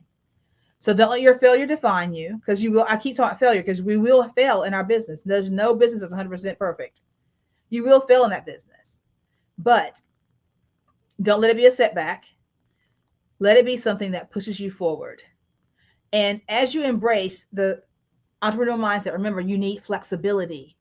Like that bush I'd be flexible and tell him, I could have told my landscaper, no, leave the bush where it is. It's okay where it is. I don't want to risk it. Entrepreneurs take risk. Entrepreneurship is a risk. So with the right mindset, that risk turns into reward. With flexibility, failure is an effective way to realize the need for change in your plans or strategies. So while it's important to have a good plan in business and success, you still have to be able to understand it's not set in stone. Again, the pandemic should have really taught us that. So think about what you learned from the pandemic. What did you learn about your business? Where are there gaps you need to fill in? And where do you need to implement a more entrepreneurial mindset in your business so that you can position it to be and solve the problems that it was created to solve, and to be a lasting legacy, not just for you, not just for your family, but for those that you serve. Warren Buffett said this: someone is sitting in the shade today because someone planted a tree a long time ago. Entrepreneurs are forward thinking. So as you think forward, successful entrepreneurs know that big goals take a long time to achieve. So they start with their goal and they work backward or reverse engineer it every step of the way. If I want this, I got to do that. But to do this, I need to do that, and so on. And they keep working, and you keep working, and you keep working till those rewards come. So again, a recap on some of the key elements of success for your foundation include a growth mindset, awareness, innovation, flexibility, and resilience. Successful entrepreneurs know that awareness is key. Having an entrepreneurial mindset will allow you to think, act, and perceive the world differently from the average worker, from the average person, setting the foundation for your success. And just like any other mindset, you can't develop an entrepreneurial mindset overnight. But by understanding some of the key entrepreneurial traits and watch your behavior and learn how to think like an entrepreneur, knowing that successful entrepreneurs are always learning and always recalibrating, you will be successful in what you do. Thank you. I can't hear you. I'm so excited. I'm on mute. I'm gonna call you Miss Jackie. I said, oh my goodness. You dropped so many gems. I was sitting here like,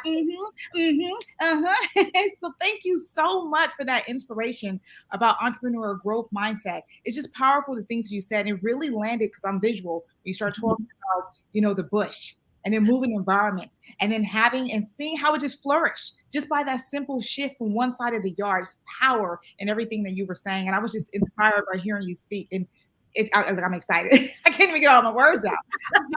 Miss Jackie, how do people let me slow down because I'm so I'll keep it real. I'm gonna slow down. How do we have people on the Black Business Network that's been watching this and watching replay? How do they get in contact with you?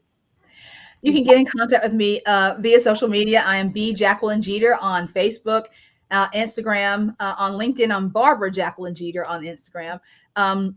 My website should be dropping any day now, and it's bjacquelinejeter.com. Or you can even email me at jacqueline@growleadandprosper.com. Oh, you have it there. You better watch out. I'll be emailing you too. Thank you so much for everything that you have shared today. Genius is coming, and we'll see you on the other side. The Black Business Expo mission is to raise funds for high school seniors going to college for K-12 entrepreneurs. This expo is a fundraiser for students. You may go to the www.blackbusinessexpousa.com to donate to the scholarship fund or use the Cash App that's on the screen below, and it should say $BBXUSA. Our goal is to give laptops up to $5,000 to students, and students can register online at www.blackbusinessexpousa.com. Every dollar counts, so we want to remind you to donate to the scholarship fund. We want to thank all of our Black Business Expo USA sponsors, NC100, Moody Capital Partners, Suede Soul, Lotus Ritchie Coaching and Training, Carolina Virginia Minority Supplier Development Council, Step Management, BHS and Associates, Margie McLean Foundation Incorporated, Genius is Common, Earth Essentials, Mullane Shaney Global, Executive Women's Success Institute, The Quality Coaching Company, Superwoman Business Services, Creative Force Studios, Lee Entertainment, Artistic App Design, Black Business Expo USA. Genius is coming, and I'll see you on the other side. Attention all entrepreneurs and companies. Are you looking for reliable and efficient virtual assistants and back office support to help you manage your business tasks? Look no further than Superwoman Business Services. Our team of virtual assistants provides a full range of administrative support services, including operations management, social media marketing, and much more. We also offer website design services to help you create a professional online presence that reflects your unique brand. In addition to administrative support and website design, we offer business development and structuring services to help you grow your business and achieve your goals. We'll work closely with you to identify areas of improvement and develop a customized plan to help you reach your full potential. At Superwoman Business Services, we understand that running a business can be overwhelming and time-consuming. That's why we're here to help you fly high and achieve success. Our virtual assistants are highly skilled, experienced, and dedicated to providing you with the support you need to thrive. Come fly with us and take your business to new heights. Let us help you become the superhero entrepreneur you are meant to be.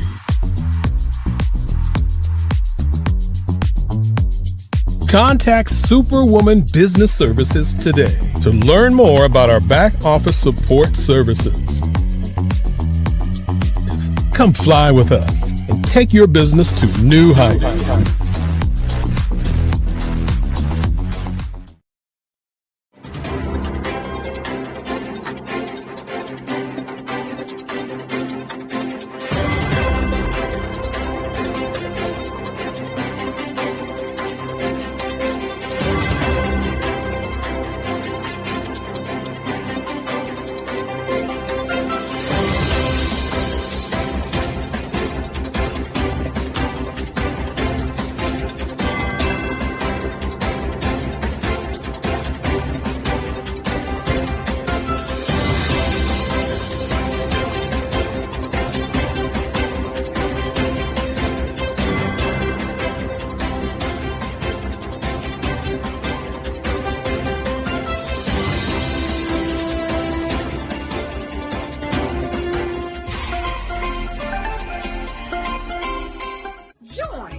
Dr. Eric Kelly III and a host of phenomenal speakers from all around the globe for this 7-day virtual event that you don't want to miss.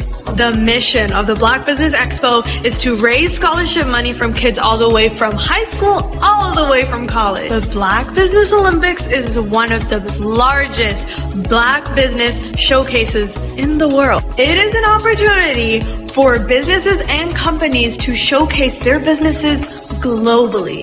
We are going to be giving away laptops up to $5,000 away to students. Again, I'm Olivia Appleberry, the founder of 2 Cents Finance and one of the speakers for the expo. I am so excited to see you there. For more info, go to www.blackbusinessexpousa.com or call 919-308-9090 and hope to see you there. I am Black business. From the moment I wake until the time I sleep. Yes, I am Black business. I am Black business. Tell me, are you Black business? I am Black business. Do you support Black businesses? Listen, I support Black business because I am Black business. Black Business Expo, one of the largest business showcases in the history of Black business in the world. The world! Sign up today at www.blackbusinessexpousa.com or call 919-308-9090. I am Black business. I am Black business. From the moment I wake until the time I sleep, I am Black business. I am Black business. Are you Black business? I am Black business. Do you support Black businesses? I support Black business because I am Black business. Black Business Expo, one of the largest business showcases in the history of Black America in North Carolina. Join Dr. Eric Kelly III and a host of phenomenal speakers from all around the globe for this 7-day virtual event that you don't want to miss. The mission of the Black Business Expo is to raise scholarship money from kids all the way from high school all the way from college. The Black Business Olympics is one of the largest Black business showcases in the world. It is an opportunity for businesses and companies to showcase their businesses globally. We are going to be giving away laptops up to $5,000 away to students.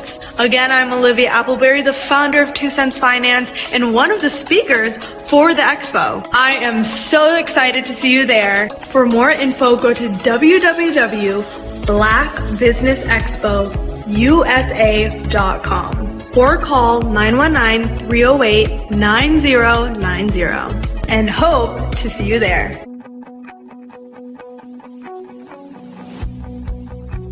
I am Black business. From the moment I wake until the time I sleep. Yes, I am Black business. I am Black business. Tell me, are you Black business? I am Black business. Do you support Black businesses? Listen, I support Black business because I am Black business. Black Business Expo, one of the largest business showcases in the history of Black business in the world.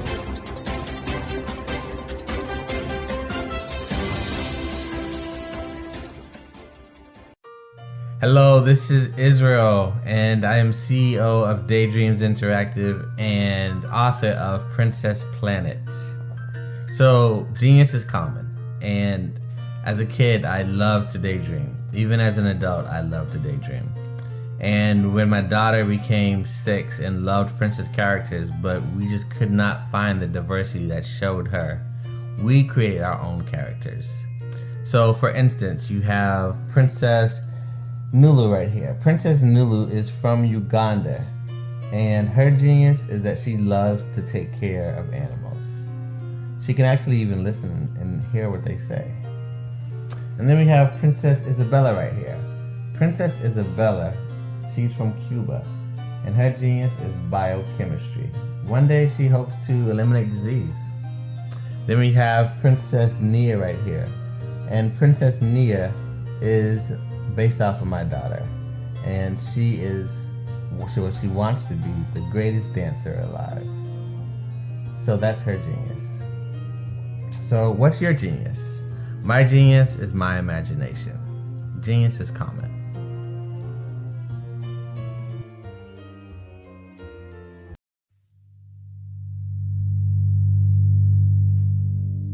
So what we have to do is when we get in a spot, we need to create some spots for us. That's the main thing. We need to be able to be in a position where we're able to create those spots for us. For me, being an entrepreneur, I'm not just going to get a business and then leave you sitting high and dry. If you ask me some questions about entrepreneurship, I'm going to give you as much as I received. I've seen people who made it, and then when you ask them, it's like, okay, now you have to pay me for the information, the same information I got for free. We probably in totally different cities. There's no way that we're going to bump heads or anything. We're not competing. Bring me up with you. And so I just think that whatever education that I have, then I need to be able to give that to my own as well. So create the spots. You can create the spots when you get there.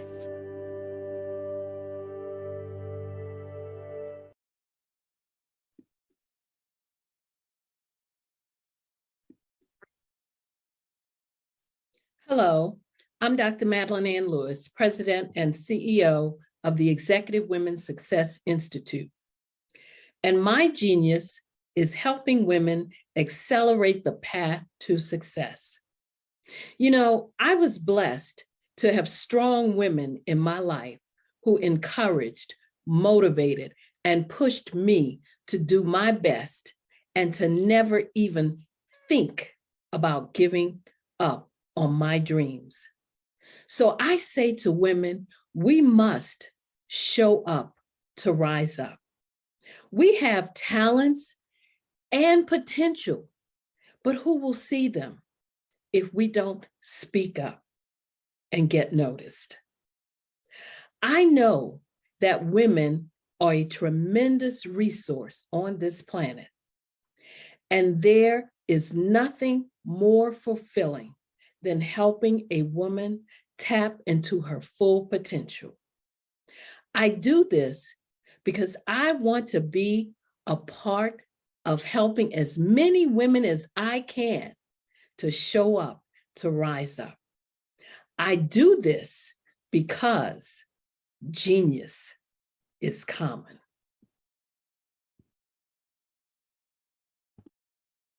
Over the past few years, we've seen the growth of existing and new initiatives focused on financial inclusion, building global networks, and reducing the wealth gap in response to the idea there's not enough seats at the table. Whether their outcomes are to increase the representation of Black executives on corporate boards, ensure an inclusive global economy, or to create new U.S.-African commercial pathways, the strategies are often carried out by separate programs. The question is, should they be? With the continent of Africa being home to more than half of the world's fastest growing economies, the youngest workforce, over 400 companies generating more than $1 billion annually, 700 generating more than $500 million annually that are poised for growth, and being the destination of nearly $5 billion in venture capital in 2021. Diversifying U.S. and Africa commercial engagement by building bridges between African businesses and their U.S. diaspora should begin being seen as mutually beneficial. From helping to reduce Africa's enormous capital gap to catalyzing two-way trade opportunities, the COVID-19 global pandemic hopefully has taught us that global challenges and opportunities are more interconnected than we thought. During the pandemic, African companies like Unicorn Flutterwave, insurance provider Reliance Health, ride-hailing app Yasir, and 54Gene, the continent's first bank of DNA on people of African descent, proved that when African companies have access to networks, capital, and information, they grow big, grow fast, and create solutions that are valuable to the world. This is why Be Direct was created. We are the first U.S.-based but African-centric board preparedness and board search company designed to connect U.S. Black talent and corporations to African businesses. Unique and fundamental to Be Direct's success is our process of helping board candidates adapt their experience and networks to an African context before they're connected to high-growth companies that are looking to locally and globally scale. From our focus groups with African business execs and government leaders, we don't ignore the sentiment that business is easy, but people are hard. Having a pool of board candidates with hard-to-access networks and extensive experience across the business lifecycle, including successfully raising capital, is table stakes for an initiative like this. So yes, we have that. But corporate or entrepreneurial success in the U.S. does not guarantee success in Africa. Developed alongside industry partners on the continent, our training program, Be Direct Prep, is designed to transpose their experience to create cultural comfort, understanding, and a commitment to helping businesses in Africa scale. Our board governance sessions are African, continental, and country-specific, integrated with cultural awareness and dexterity training, masterclasses led by African industry execs, and mentoring and coaching from African continental-based facilitators.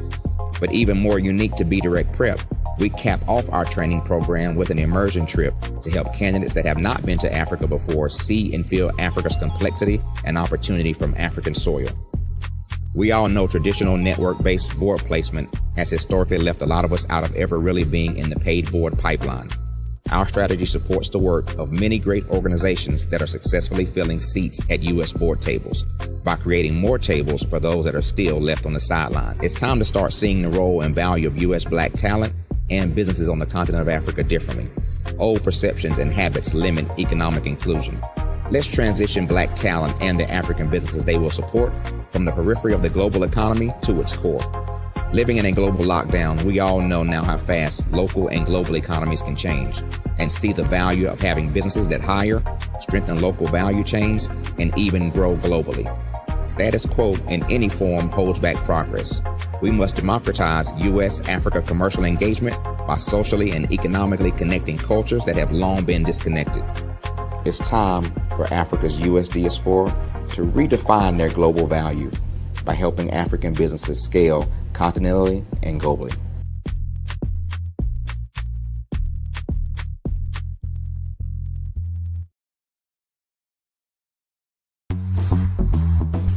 Attention all entrepreneurs and companies. Are you looking for reliable and efficient virtual assistants and back office support to help you manage your business tasks? Look no further than Superwoman Business Services.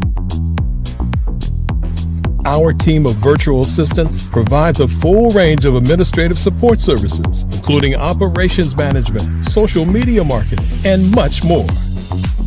We also offer website design services to help you create a professional online presence that reflects your unique brand. In addition to administrative support and website design, we offer business development and structuring services to help you grow your business and achieve your goals. We'll work closely with you to identify areas of improvement and develop a customized plan to help you reach your full potential. At Superwoman Business Services, we understand that running a business can be overwhelming and time-consuming. That's why we're here to help you fly high and achieve success. Our virtual assistants are highly skilled, experienced, and dedicated to providing you with the support you need to thrive. Come fly with us and take your business to new heights. Let us help you become the superhero entrepreneur you are meant to be.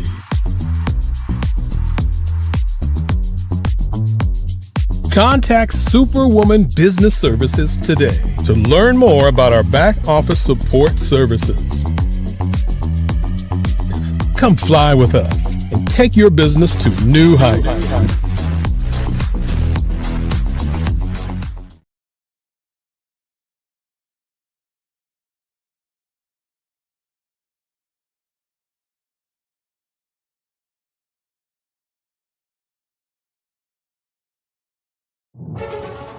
In the heart of America, there are dreams waiting to be realized. Dreams of owning a home, creating a haven for families, and building a future.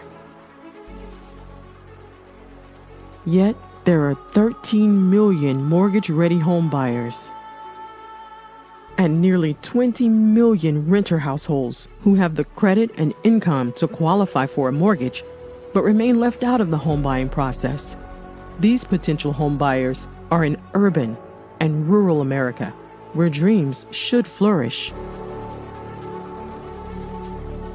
The big banks, the giants of finance, have all exited the mortgage lending business, decreasing their lending footprints across America.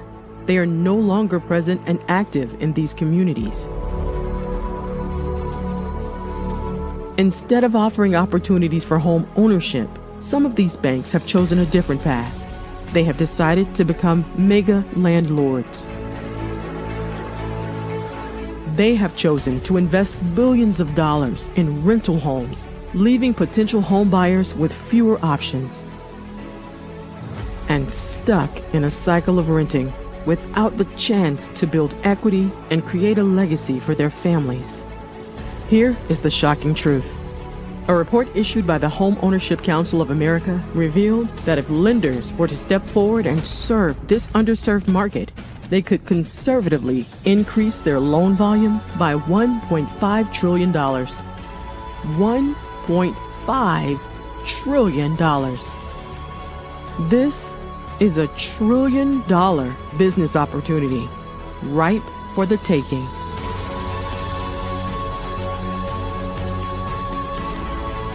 That's why I Have a Dream Home is here. We support the American dream of home ownership in urban and rural America. We believe in the power of social consciousness and the impact it can have on people's lives. Investing in urban and rural America is not just good business sense. It's a moral imperative. Our mission is clear. Become the go-to mortgage lender in these communities. Create a pathway to home ownership for all Americans, breaking the cycle of poverty by empowering families to build wealth, stabilizing our communities, and taking pride in our country. I Have a Dream Home. Unlocking dreams, transforming communities, and rewriting the story of American home ownership. For more information, scan the QR code or visit our website at www.ihaveadreamhome.gold.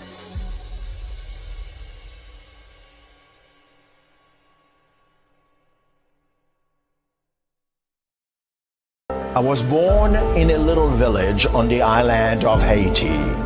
Many deadly diseases pounded me. It is as if they were on a mission to end my existence on this earth. I refused to give up. In 1983, I left Haiti and came to the United States of America. And I came with $5, 2 shirts. I didn't speak any English. I came to Atlanta. I got a job. I was a doorman. I was a doorman with a dream. What I used to do, I used to come on stage. I'd rehearse this moment that I'm standing in front of you. That's the power of a dream. Maybe today is the day you begin acting as if you already have it. And then step out with full force. Take a risk. No condition is permanent. Don't let your situation distract you. You are chosen. You are called. You are born for a purpose in this life.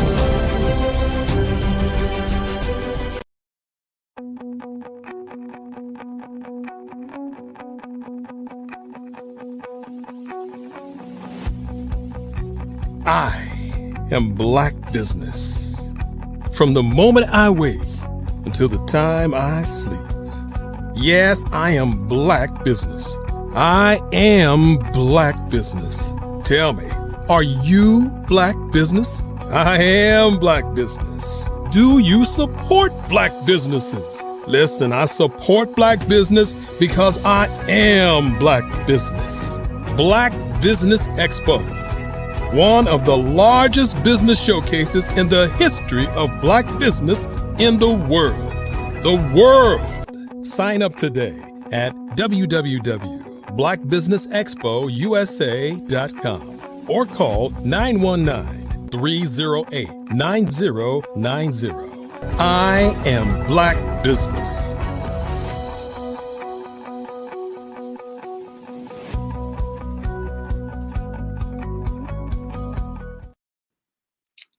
Good afternoon, business owners, entrepreneurs, thought leaders, and corporations. Welcome to the Black Business Network. My name is Spiritual Teak, and I'm your business moderator for this afternoon on Black Business Network. The Black Business Network is a 24-hour business network showcasing Black businesses, Black owners, entrepreneurs, and thought leaders worldwide. We have speakers from North Carolina, London, Singapore, Africa, Japan, and cities all over the United States. The Black Business Network is a global community sharing its business knowledge to empower, inspire, and educate businesses about business. I am very happy to present to you our next keynote address speaker, Dr. T.L. Holmes. Dr. T.L. Holmes is nationally respected digital marketing strategist, author, marketing software developer, and social media expert. Dr. T.L. Holmes is pouring his 20-plus years of professional experience and rare passion for pulling the best out of people into his new company, Nexus Media Group, Nexus Media Enterprise Incorporated. This is a unique software development company offers user-friendly cloud-based software products that help small businesses, corporations, website developers scale their company and digital assets in a major way. I present to you Mr. Dr. T.L. Holmes. Hello. How are you doing? Hi, Dr. T.L. Holmes. It's great to have you this evening, or this afternoon. It's evening for me. Awesome. Great to be here. Listen, the times and days run together, right? Well, this is the Olympics, okay? Absolutely. Black Business Network Olympics. You got it. Absolutely. Well, genius is coming. I'll see you on the other side. Awesome. Hello, America. Hello, world. I am so excited to be with you once again. I count it a privilege to be with the Black Business Network. This is the Olympics. Genius is common. What we have to do is get used to being successful. I think as a people, we plan to fail automatically. Very rarely do we plan to succeed. One of the things that we have to do is we have to practice being successful. We have to practice being ahead. We have to practice being in the front. We have to practice being on top. It's very important that you encourage yourself, even when you get to the point where you want to give up, you want to throw in the towel, that you don't. I'm going to say that one more time. When you feel like it's time for you to stop, it's time for you to throw in the towel, it's time for you to quit, that's the time where it's the least likely time for you to do that. So I'm going to encourage you right off the front, right off the bat, do not quit. Do not stop pursuing your purpose. Do not stop pursuing your destiny. Keep moving forward. The easiest way to move forward is putting one foot in front of the other. You have to keep moving forward. Now, to all of the business owners out there, and I want to talk specifically to those business owners that's just starting out. Maybe you are have launched your business in the wake of this year. Congratulations. Maybe you launched your business at the wake right before COVID hit. Congratulations. One of the things that you've been able to do is survive one of the biggest pandemics, one of the biggest setbacks that could have rocked our entire world here in America, and actually worldwide. So I'm going to say kudos to you that you're still here, that you are still pushing. Congratulations on your success. I want to talk specifically about developing your digital marketing action plan. I want to give you 5 steps on how to create your digital marketing action plan. Now, this is quite different from a general marketing plan, where you put together your flyer, you put together your social media, and then you send out, posts, and you send out, messages or what have you. That's activity. That's not necessarily a plan. What you want to make sure you do is put together an action plan. Just like you put together your business plan, put together your marketing action plan. Step number 1, what you want to make sure you do is do your research. What does that mean? First step in gathering as much information that you can on your target audience, on your business, on your product, on the services that you are offering. You want to do your research, number 1, so that you know what you're talking about. Number 1, you want to do your research so that you know what you're talking about. Number 2, you want to do the research so you know who you are talking to. Let's say that one more time. You want to do the proper research so that you are knowing who you are talking to. Thirdly, you want to find out what motivates that particular audience. What moves them to take action?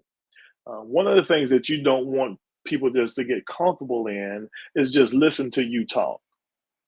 You don't want them to just come on your social media platforms just to see what you're going to do next. You want to be able to convert them from prospects to customers. You don't want them sitting on the sidelines, seeing what you're going to do, seeing what you're going to say next. But most importantly, where do these people hang out? That's a part of the research that you need to do when you're talking about, developing your marketing plan.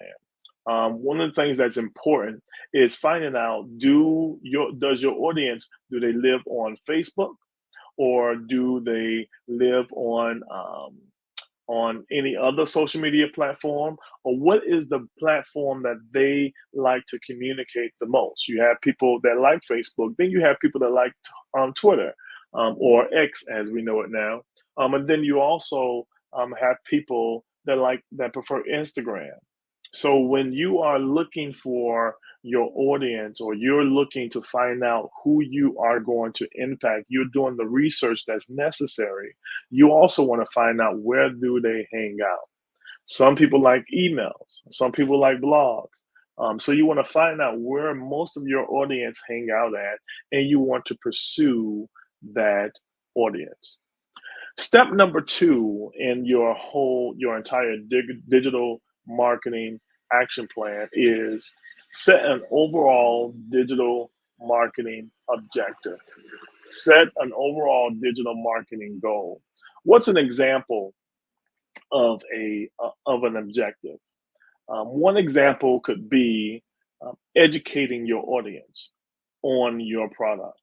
One of the things that we've done, we just launched a software product called Nexus ADA this year, and it is a software that helps your website convert to being compliant, ADA compliant. ADA stands for Americans with Disability Act. So those individuals that have complications, those individuals that have disabilities that may affect their ability to have a good experience on your website, well, it's the law that you have your website in compliance. And so we've developed the software for that. One of the things that we found out when we started approaching our target audience, which were businesses, is that a lot of businesses did not know number one, what ADA stood for, which is American with Disability Act, nor did they know that they had to have their website compliant. We found hospitals that were not compliant. So what we had to do was kind of restructure our message. Number one, who are we talking to? Number two, what are we saying when we talk to them? And so that's very important that you understand what to say to your audience. That's based off of what is your objective. Are you trying to get people educated, information? Are you trying to get people to utilize your service? Are you trying to get people to book a consultation with you? So you want to be very clear on what is your motive when you are doing your marketing plan for social media or your digital marketing plan. Make sure that your message is very, very clear. That's very important. Number three, you want to decide on your digital marketing channels. Okay, you want to decide on your digital marketing channels. And this is broken up into two parts. Step three is broken up into two parts. You want to basically know, number one, where your audience is. That's based off of your research, which is step one. But more importantly, what channel are you going to impact them or communicate with them with? So you want to know, are you going to use Facebook or Instagram or Twitter? Are you going to use email marketing? Are you going to use content marketing such as blog and stuff of that nature? Now, in most cases, you want to use a combination, right? But the basis of the information that you are sharing with them, you want to know how to share that information on the platform that you're going to choose to use. That's part one of step three. Part two of step three is understanding what type of campaign will fare the most on that particular platform. What do you mean, Dr. Holmes? Well, in order for you to impact the way that you would want to impact on Facebook, so to say, you would need to capitalize or double down on your paid ads. Paid ads has a profound return once you do it correctly. You have to find out how to use social media correctly. You want to also do the research, making sure that whatever platform you use, there are companies. Maybe you're not proficient in social media marketing, but there are companies out there that's all they do is post on your behalf. There is a software that you may want to invest in. It's called Hootsuite. It's called Hootsuite. That software is designed to allow you to schedule your post ahead of time. Now I'm going to say that one more time. The software is called Hoot, Hoot Suite. You want to make sure you do your research on that software or comparable softwares and then learn how to utilize it. I like Hootsuite because I can schedule multiple posts to go out, but I also can schedule it to go out on different platforms. So you want to make sure that you are using platforms that you can do that with. So it's definitely important. One of the things you want to do is you also want to know what your goals are when you are putting together your 5-step marketing plan, digital marketing plan. Case in point, do you want to increase your traffic to your website? Do you want to increase your subscribers to your YouTube page? Do you want to increase your followers on your social media? What is your goal when you talk about putting together a marketing plan? Step 4, which is very important, and that is plan your actions. Plan your actions. You should know exactly what you're going to do, when you're going to do it, and why you are doing it. One of the things about, putting together a marketing campaign and implementing that marketing campaign is you have to measure the results. If something is not working, do not keep doing it. If something is not working, do not keep doing it. How do you know if something is working or not? Well, are you getting the results that you're looking for? If you have no plan, you automatically plan to fail. Yes, I'm talking about sitting down and writing a plan, whether you meet with your team, whether you meet with your family, whether you meet with your kids, you want to come up with a game plan for your business when it comes to developing a digital marketing action plan. You also want, not only do you want to have a plan or implement the plan, you also want to measure your plan's success. Like I said before, if it's not working, do not continue it. It's very important that you evaluate what you are doing so you're not wasting your time. You want to make sure that every post that you send out, that you're tracking that post. You want to make sure that you are communicating with the people that are responding to the post. And don't just wait to communicate with people that are commenting on your posts. You also want to communicate with people that are liking your posts. There's options for you to tag them or options for you to reply to them. Do that. Engagement is the key when it comes to social media impact. I'm going to say that again. Engagement is the key when it comes to social media impact. You must engage your audience and then send them on the journey that they are looking for. You have to make sure that you connect with them and don't wait on them to connect with you. Okay? If you're waiting on them to connect with you, you're just wasting your time. You have, it's your responsibility as the business owner, it's your responsibility as the service provider to communicate and engage with your audience. Start the conversations. Every time you post, you don't have to sell something. Give information.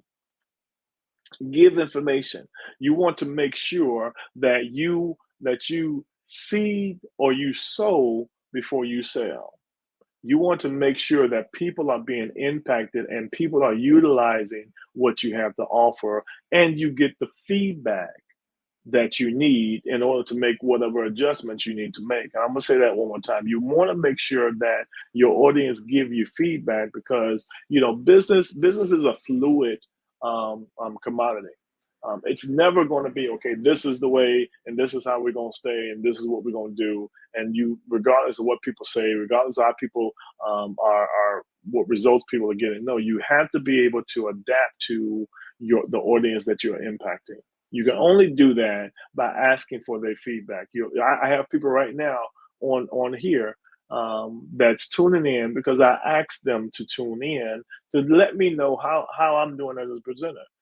Give me feedback so that I can learn how to give you the information you need that you're going to be able to reach your goals. It's important that I reevaluate what I'm doing. I do what I need to do to make sure that my messaging is right, so I can penetrate the audience and impact the audience that I'm impacting.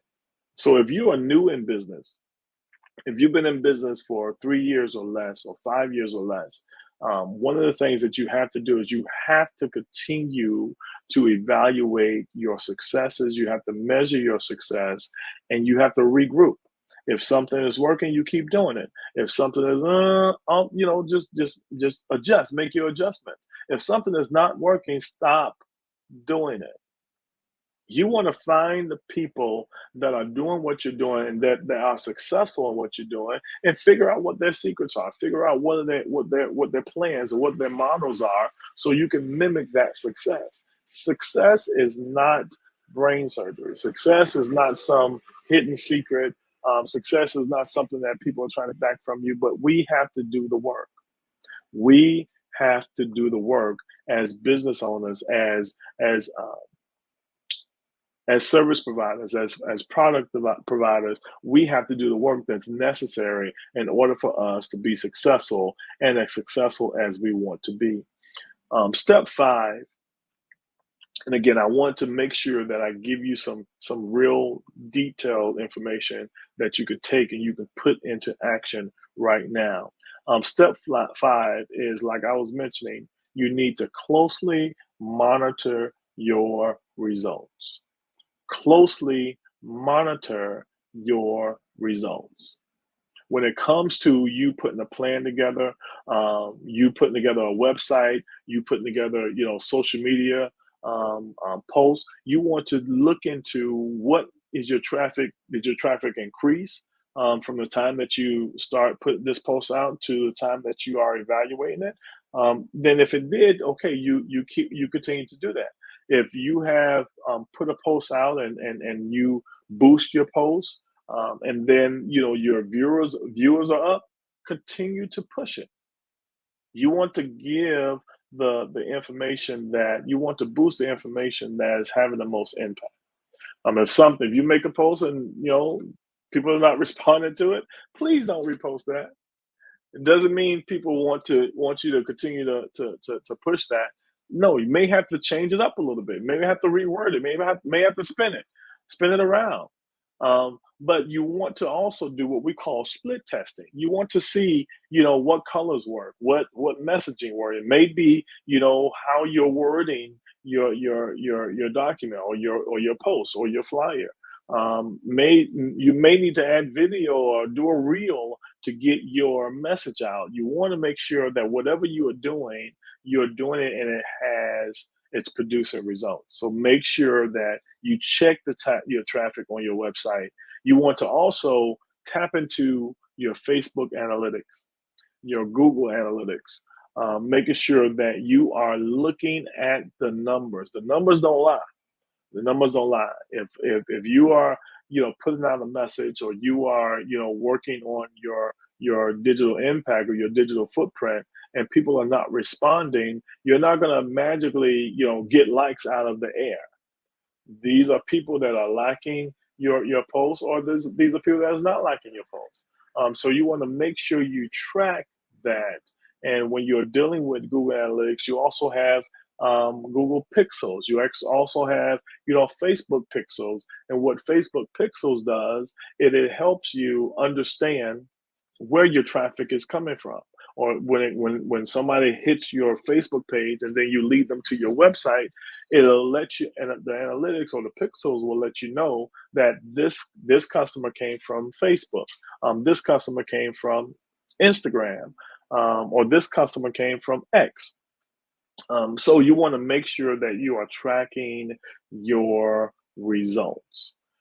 So number 5, closely monitor your results. Closely monitor your activity. Closely monitor those things that you're doing so that you know you're not wasting your time.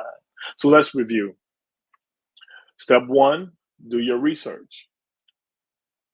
Step 2, set an overall digital marketing objective. Set your goals. Number 3, part 1, decide on your digital marketing channels, whether it's Facebook, Instagram, Twitter, or X, or you can do all 3. If that's your goal, that's your goal, and you stick to it.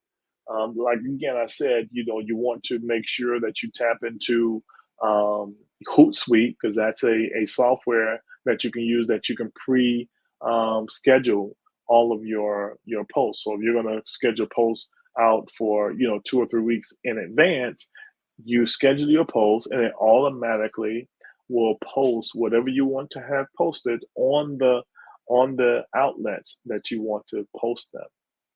Hootsuite, it's a great software to tap into. Second part of part 3, as we talk about deciding on the digital marketing channels, you also want to consider what your goals are for this particular step. Are you trying to increase visitors to your website? Are you trying to increase subscribers to your YouTube page? Are you trying to increase your followers on your social media? You want to be very specific in your digital marketing action plan. Now, listen, you don't have to have a digital marketing action plan that lasts for 5 years. You can have a bite-sized digital marketing plan that lasts for 3 months, that lasts for 6 months, because it's easier to monitor your success. It's easier to manage your success. So, you know, if you set a marketing plan to last for 6 months, and you know, at the 3rd month, you're not getting any feedback, or you're not getting any results, then you know you need to make your adjustments. It's very important that you continue to monitor what you're doing, and you pay attention to the responses that people are doing. Now, listen, you have to do it for the right reason. This is not you just trying to become an influencer, or you trying to be famous, or you trying to have people on your business. You are on social media specifically to grow your business. Specifically to grow your business, and you are a new business. These points or these steps are extremely important that you need to tap into. Step 4 is plan your actions. So if you know you're going to do this for 4 weeks, great. If you're going to do this for 8 weeks, great. You want to have a plan for the actions that you are taking. And last but not least, you want to closely monitor your results. Closely monitor your results. Listen, guys, I've been in business for some time, but I have learned through trials and errors. I've learned through doing some things right. I've also learned from watching other people make mistakes that I didn't have to make. It's important that you continue to invest in yourself. It's important that you tap into platforms like the Black Business Network, because we are here, literally, we are here giving you things that we've learned, things that we are experts in, information that we have gathered, and things that we have created to help you as a Black business owner, as a business owner of any minority, succeed. We want to make sure that you succeed. I want to also encourage you to everything that you're learning, pass it on, pass it along. Pass it along to the people that you know that need this information. Pass it along to the people that you know that are desiring to excel in their business, are desiring to scale in their business. It's extremely important that we look out for us. Yes, I know that you want to be independent. You may not want no help. You may not want this. Great, but let's put our forces together, because you may be good at this. You may be good at this. But if we bring those two together, we can create a wholesome picture that we're all good. We're all sharing in our success. I also want to admonish you to tap into what we're doing here at the Black Business Network. It's important that we sow our seeds into the next generation. One of the things that I love about the Black Business Network is that we are tapping into our younger generation, our college students, or students that are pursuing colleges, to give them computers. If you have not donated yet, please donate. It's very important. I just spent some time at Benedict College, which is one of HBCUs in Columbia, South Carolina. And just to see the kids, how they are so excited to pursue their education. And so we have some opportunities to partner with the school and to do some things. I'm going to encourage you that, listen, if you have any passions, if you have any desire to help the generation that's coming behind us, this is a great platform to tap into here at the Black Business Network, and sow or donate to our college fund that we have here. We are extremely excited to help develop our next generation. And so listen, this is your friend, your brother, your uncle, not your daddy, Dr. T.L. Holmes. But I want to implore you to really, take advantage of the information that we have here. And hopefully that you have learned something today, and, connect with me on social media, Dr. T.L. Holmes online. That's Dr. T.L. Holmes online, anywhere on social media. That's Facebook, Instagram, Twitter. That's also App World. So if you want to connect with me, definitely connect with me. I am a real person. Well, I would trust that you are a real person, Dr. T.O. Holmes. I see you. Dr. T.O. Holmes, that was an amazing keynote address. You've already started giving out your details, so I won't bore you with that question again. But thank you so much for your time. I learned something today. No I got problem. 5 steps down, and I'm sure anyone that's watching this or watching a replay will take value from what you were sharing. So I thank you for your time, and I trust that you will have a good rest of your day. Thank you again for being here on the Black Business Network. Where genius is common, and I'll see you on the other side. Thank you for having me. The Black Business Expo mission is to raise funds for high school seniors going to college or K through 12 entrepreneurs. This expo is a fundraiser for students. You may go to www.blackbusinessexpousa.com to donate to the scholarship fund or use the cash app that's on the screen below and say $BBXUSA. Our goal is to give laptops up to $5,000 to 10 students. Students can register online at www.blackbusinessexpousa.com. That was a mouthful for me there. Every dollar counts. So we want to remind you to donate to the scholarship fund. And we want to thank our Black Business Expo USA sponsors for their contributions. NC 100, Moody Capital Partners, Suede Soul, Lotus Ritchie Coaching and Training, Carolina, Virginia Minority Supplier Development Council, Step Management, BHS and Associates, Margie McLean Foundation Incorporated, Genius is Common, Earth Essentials, Mullane Shaney Global, Executive Women's Success Institute, The Quality Coaching Company, Superwoman Business Services, Creative Force Studios, Lee Entertainment, Artistic App Design, Black Business Expo USA. Genius is coming, and I'll see you on the other side.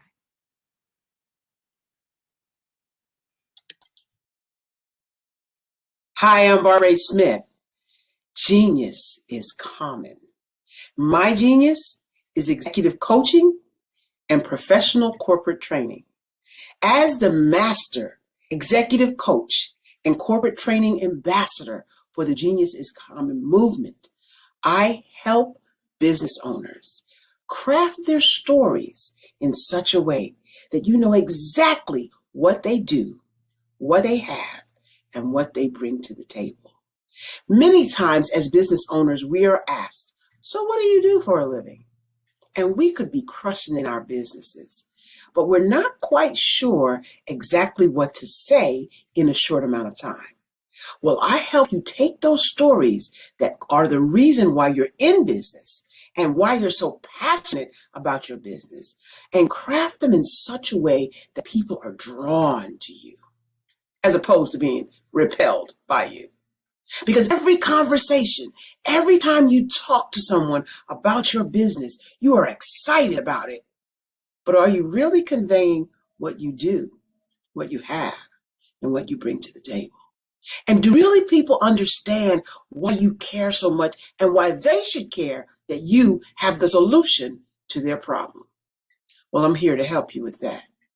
As a master storyteller, I can help you with your stories and spin them in such a way that they are intriguing and fascinating. People want to listen to you talk about your business.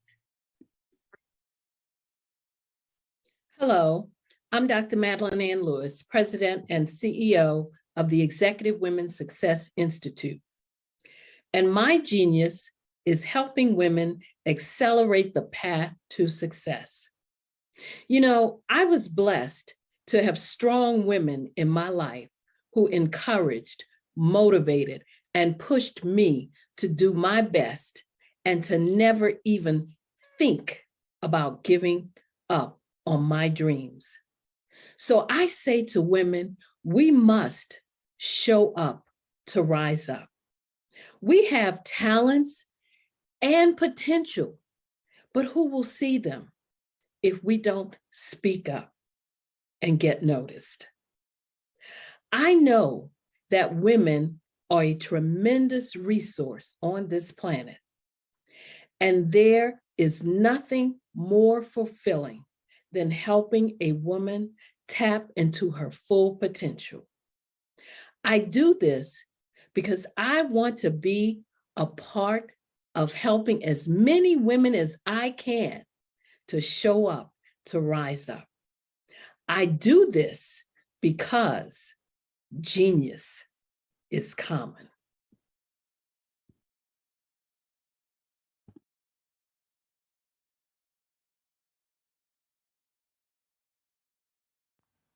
Genius is common. And my genius is nutritional strategy. I am Shawnee Smith, the owner and creator of Can Do Spice. Can Do Spice was created because I knew that adding herbal and mineral supplements to my diet did not have to be boring. In fact, because I'm a food enthusiast, I knew I could create something flavorful and explosive that also had the benefit of adding herbal supplements such as sea moss, bladderwrack, burdock root, and black seed, just to name a few.